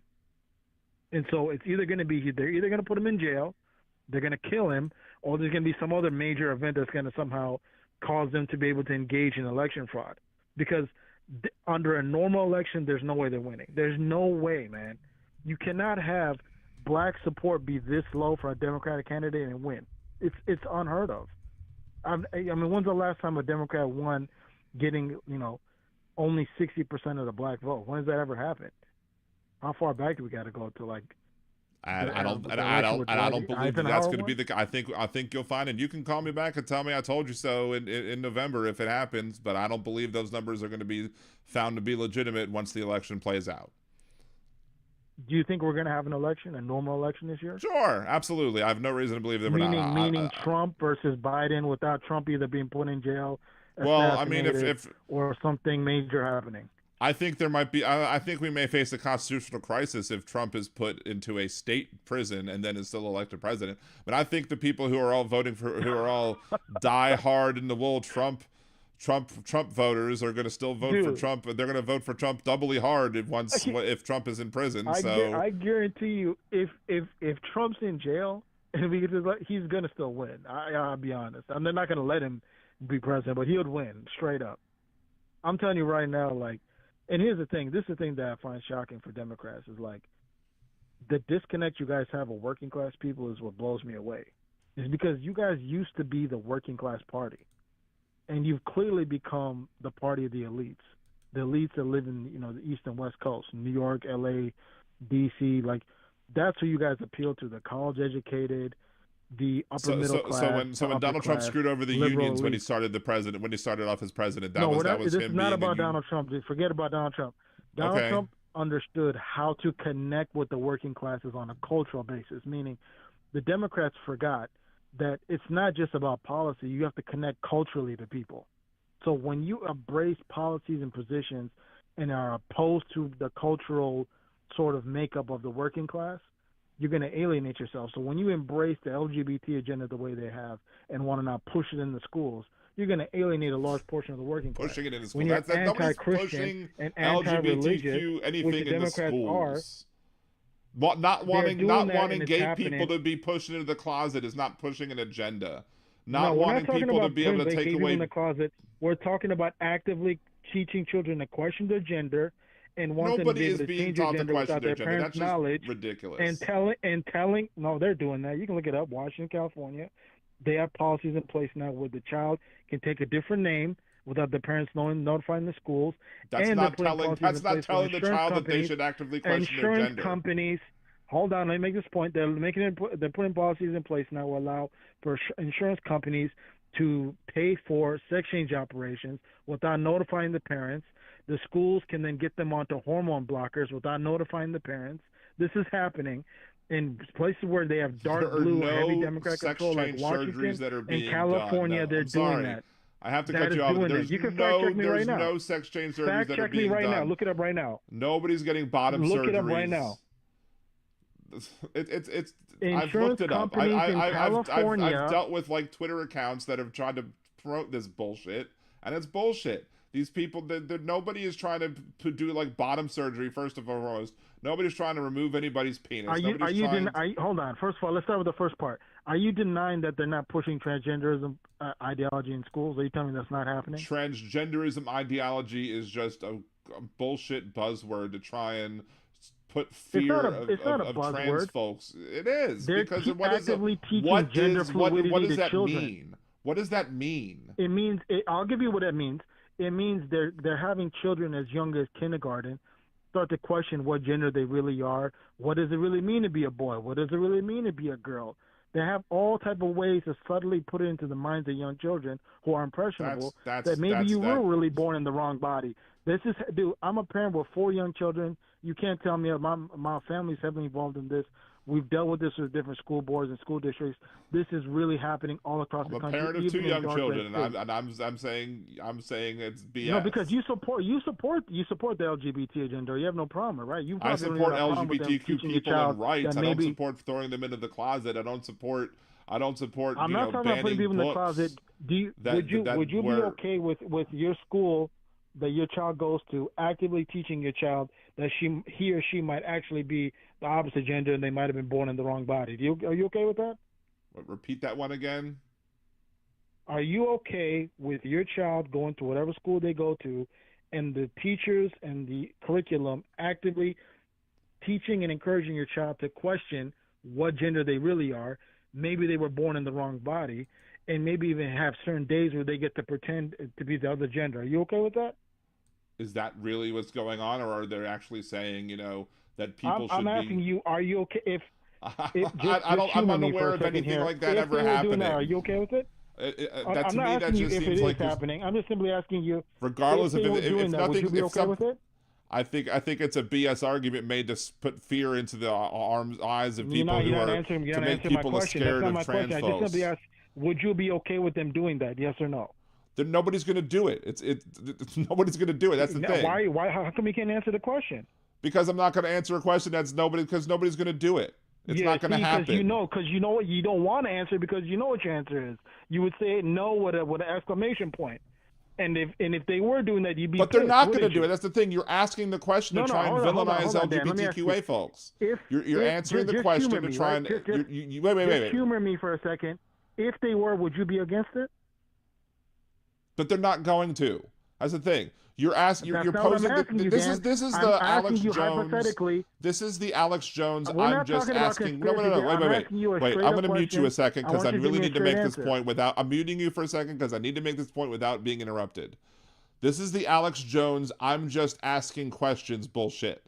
This is the Alex. This is the. There's no harmful thing in asking questions. There's absolutely harmful things that you're asking a question that's meant to put in fear into people's. Well, man, what if they are going to do this? That's why I'm not entertaining it because it's not a reasonable question. It's not that why would I answer an unreasonable question? Do I believe? If I ask you a question, do you believe that they're going to allow straight kids to be sent to the moon. I could ask you that question. Do you think that it would be okay if we had a policy that sent straight kids to the moon? Like, it's a silly question. No. It's a ridiculous question. It's an absurd question. But you see how easily I can answer it?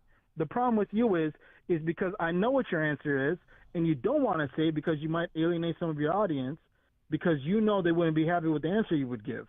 That's what the real issue is. You gave me a political answer. I asked you a straight-up question. You refused to answer me straight up. You know because what it's I'm not a asking. straight-up question. That's the issue. It's not a straight-up question because Yes, it's not is. something that's going to happen. Because it's a question that you're is asking happening. because It you is want to happening. instill fear in the hearts and minds not of people instilling fear, to be it is afraid happening. of It's a fact. LGBTQA folks because you You're think they afraid have to some answer sort the of question you're afraid to be politically incorrect. I'm That's what's going to have to happening. mute you again. You think LGBTQA folks have some sort of agenda that's out there. They're trying to go after your kids and make your kids gay and make your kids trans. Look, your kids aren't gay because somebody made them gay. No kids are gay or trans because somebody made them trans.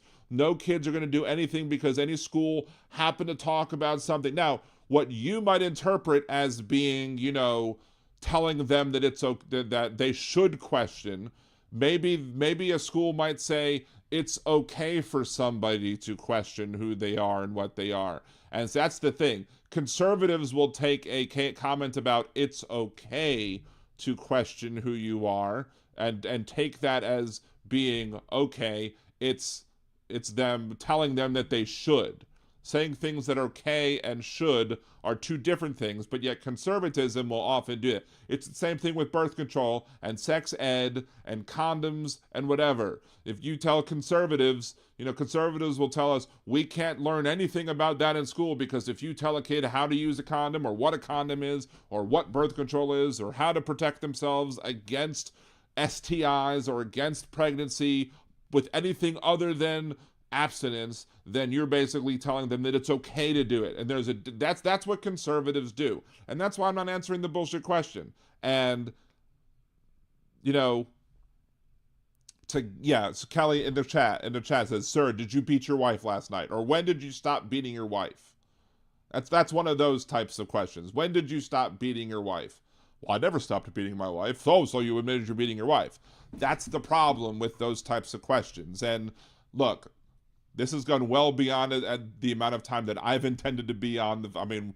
Clearly Blog Talk Radio allowed me to be on longer than I anticipated it to be, so cool. This is much longer than I wanted to be on up because I actually have to wake up for work in the morning and I have other stuff I have to do before I go to sleep. So at this point in time, I'm going to have to say this is probably going to be the end of our conversation. You can call back another day. Fine. You want to call back another day? I'll remember that you're calling from 612 and fine. And we can have more discussions about other things and hopefully we'll stay on one particular topic and not go all over the place. Problem is, I didn't talk about the things I wanted to talk about today. So let me cover those things real quick because it happens to talk about, the things about people not understanding Donald Trump very well and why we can't have Trump as president. Trump claimed when he was, recently, just last week, he said that if he would have been president, that the hostage situation would have never happened. Well, that's a bunch of malarkey because the reason that 10/7 happened is because Donald Trump leaked Israeli intelligence information to Russia, who then leaked it to Iran, who then leaked it to Hamas. So that's how Hamas knew how to get around and circumvent Israel's defense mechanisms, so that enabled them to actually do the attack on 10/7. So it's Donald Trump's fault that we had the 10/7 attacks in the first place because he was the one that provided them with the intel that enabled them to be able to do the attacks. Israel had to change their intel sharing rules with the United States under Donald Trump, specifically because he told Russia and gave Russia Israel intelligence. Why? Because Donald Trump is beholden to Putin, and Donald Trump is willing to do anything that risks our allies and our own security to help his buddy Vladimir Putin. And that's an existential threat to this country, and you can't have that happen if you want to actually have a country. Donald Trump claimed that that deadly force was threatened at Mar-a-Lago. First of all, no, he didn't. That wasn't. Deadly force is allowed anytime the FBI takes any action whatsoever, as long as it's called for, and the documents that Donald Trump was citing actually did something else. They actually limited when deadly force can be used. But to further expose Donald Trump's hypocrisy, he could be hypocrite of the week too, I guess. In court, Donald Trump is making the argument that a president should have the authority, does have the authority to go use like SEAL Team 6 and go strike out and murder his political opponents and rivals. And that as long as he's not impeached and successfully convicted on the articles of impeachment by the Senate, then he can't be held criminally liable for those actions. So while Donald Trump is whining and bitching and moaning about the falsehood that Biden tried to have him assassinated at Mar-a-Lago, he is making the argument that he as president should be able to assassinate anybody as president as long as the Senate doesn't impeach him, and then he can get away with it. He should be able to get away with it scot-free, no problems. And if this is the person you want to see in office, the somebody who is gonna cry about a legal raid that was done on his property, that was done with the they worked with the Secret Service to make sure, that not many people were going to be there so that they could do it at a time that wouldn't disrupt anything. And they knew Donald Trump wasn't going to be there in the first place. But yet Donald Trump's going to be whine, cry around like a little bitch and say, oh, they was trying to assassinate me. Meanwhile, he's sitting there saying that the POTUS would have the power to do it. That's the basis of his legal argument in front of the Supreme Court as to whether or not the president should have immunity or not, unlimited immunity. And Donald Trump believes that the president should have unlimited immunity to do anything he wants, as long as he's not impeached by a Senate, and as long as the Senate has people that won't convict him, and that means that the president will be able to get away with anything that he can do, anything that he wants to do. And that is a scary proposition for somebody to have in the office of president. You want to have that person as president? That's ridiculous. Finally, his comments about the unified Reich. His resharing of the video when it comes to the unified Reich. If that doesn't terrify you, I don't know what the hell will. I don't know what the hell will terrify anybody when it pertains to that. So, you want somebody who wants to share things about a unified Reich? That ain't Reich to me. Sinful solutions. Yes, and if he wins, then Biden can murder Trump, but he wouldn't do that. Well, I mean, yes, of course Biden wouldn't do that because Biden is a reasonable person. And Biden understands that, no, Donald Trump's legal theory should be seen as flawed. But what you're most likely going to see from the Supreme Court, what I think, honestly, I think it's likely that if they don't come down, I think it's unlikely that they're going to flat out and say, yes, illegal, or yes, or no, you don't have immunity. Push it back to now. It goes back to the courts to continue on with the trial. I think they're more likely to help Donald Trump stall, and they're more likely to say, we're going to push it back to the courts to get more information about the whole immunity deal, so we can shove it off so that until we determine who the next president is, and then determine whether or not the president has unlimited immunity or not. But if Donald Trump is the next president, then who's going to take the side of the federal government? They're just going to be like, oh, well, we now agree with we on the prosecution at that time would be the same as the defense, and they'll be like, oh, we all agree with each other. Ha ha ha. So, or maybe DB Golding, SCOTUS is not going to give POTUS over them. I don't know. You've got 5 in the Supreme Court who seem more than willing to bend over quite easily for Donald Trump, but maybe they'll say you have unlimited immunity except when it comes to us. So, who knows? Let's just scroll back real quick. Robin, Dan, you need to take a breath. Namaste.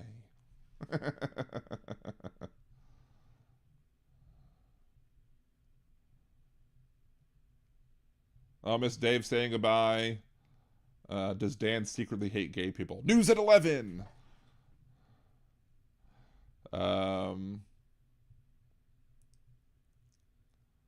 That's the problem when I get really into the callers. I kind of lose track of the chat, so I just kind of want to go through them. He is taping you, Dan. He will reply you. I didn't notice that he was taping. How do you know that he is taping me or recording me? Was there a beep or something that I wasn't hearing? If you heard a beep, if you heard one beep, Ichabod, that was me hitting this. Like if what you heard was this. Wait, where is it? Hold on. Is it this? No. Hold on. Wait. No. That's not it. Hold on. No. That's not it either. No. I don't know. I did something earlier where I hit. Stop it. I did something earlier where I hit my earbud, and it actually made a beep. So, oh well, my episode has ended. I'm not going to be able to play the outro, the normal outro. So,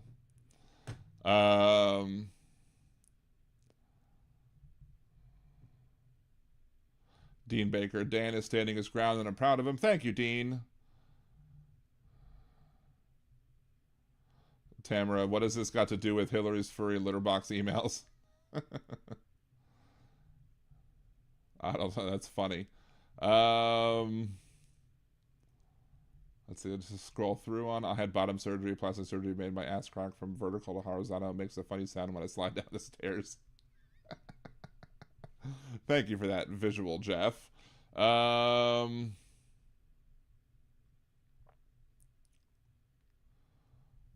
Let's see. Boo.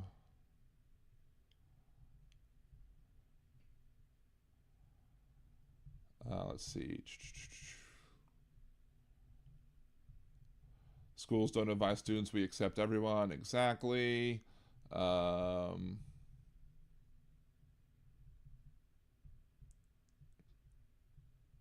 These right-wingers are insane. Yes. Most people forget that heterosexuality is part of the rainbow spectrum flag. Technically, I guess. He should return with evidence of his claims. Good luck. Trump is corrupt, period. Absolutely. God exists because of bananas. Okay, Kirk Cameron.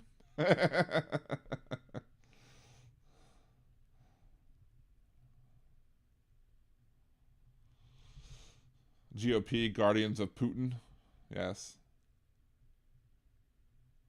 Hamas went to Moscow 3 times in 2023. But what about the LGBTQ agenda, Dan? I don't know. They want people to dress more fabulously. Trump invited the Taliban to Camp David. That was interesting, of course. You know, the gay agenda is to make other people gay. Weirdos. Says the weirdos. Yep.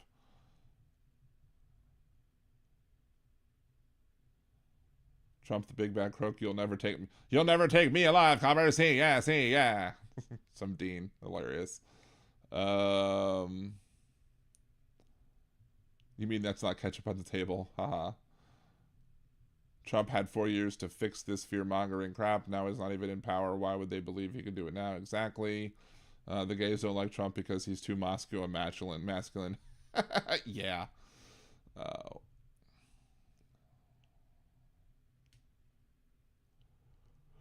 Let's see. Yeah, the Southern Baptist Convention in Moscow was it the didn't CPAC go to like Budapest or not Budapest? Where is Ergeron? Where is Ergeron at?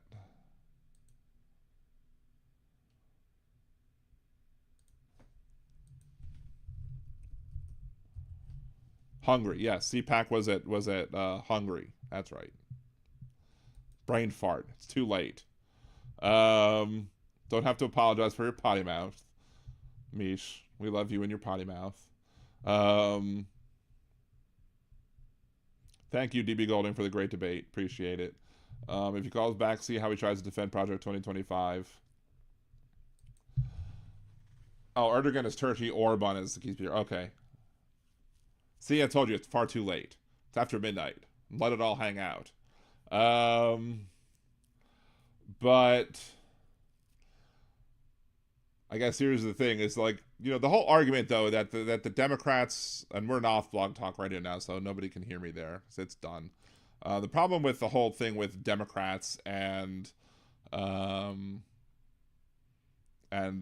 not supporting whatchamacallit is the working class is just bizarre. I mean, Biden was the the first and only president, I mean, to go and hit the picket lines with anybody, let alone the auto workers.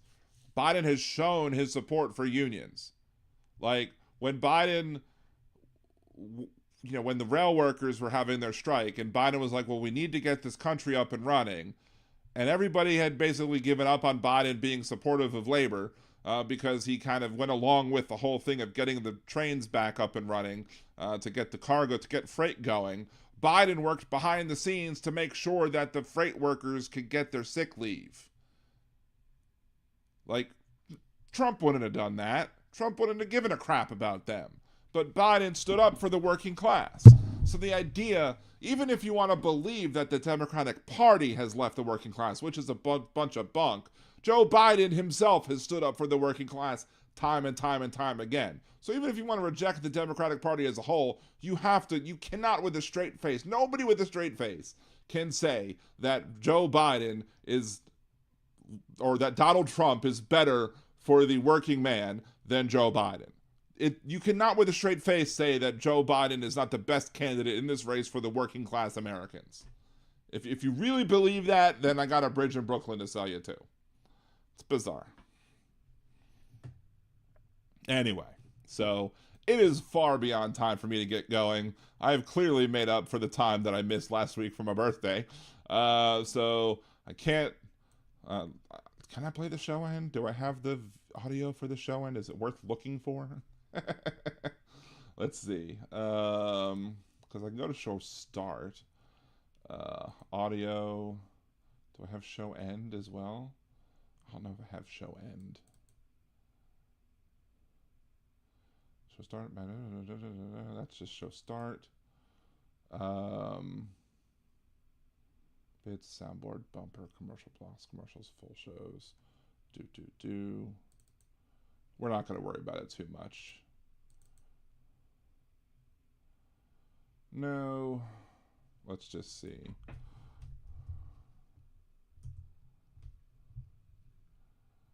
Nope. I mean, I guess I could technically bring it up and bring up just the last minute of the show.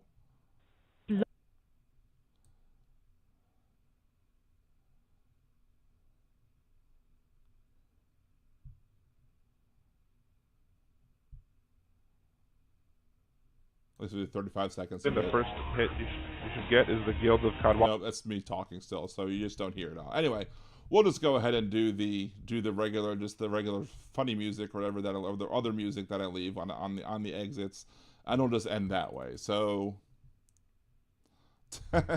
yeah, I lasted pretty long, but anyway, I will be back again. Oh, before I start playing that music, I do have that new game up. I think it should be a very easy game to play. So if you want to help me out, it's on mobile. Download that new game. It should be very simple to complete. Hopefully we will complete it, and hopefully we can get the max amount of money that's available to help out with the channel. So if you have a phone and you want to play a cute little game, I will go over it tomorrow during tomorrow's Nerdy Dan stream. So if you wanna join me on twitch.tv/nerdydan.com, join me tomorrow, maybe between 7 and 8ish, probably 8ish. I'll definitely be on by 8. Sometimes I get on earlier. We'll cover the show. We'll cover the game. I'll help you do what you need to do to see if you can help me win or help me get the whatever it is that I need to get all of this stuff. But anyway, I think it's going to be a much more simple game for everybody to jump on board and play. So I'm just going to ask everybody to please download the game and play it. It's for free. I don't think there's anything that you have to pay for to do to get to any of those levels. And so if you want a little silly little game to play whilst playing along, going to the bathroom, waiting to go to bed, waiting online for something, whatever. Help out. Otherwise, there's all the different ways you can help out the show. Liberal Den Radio patron, subscribe to the channel, like the videos, share videos, especially the political videos with this election. A lot of the videos that I've made, I think, are going to be very helpful to people during the election, especially debunking the claims like the silly ones made by our last caller or whatever. So anyway, so if you're not going to join for the Nerdy Dance stream tomorrow night, I'll be back Wednesday night, same normal channel time. Until then, thank you very much and have a good night. Peace.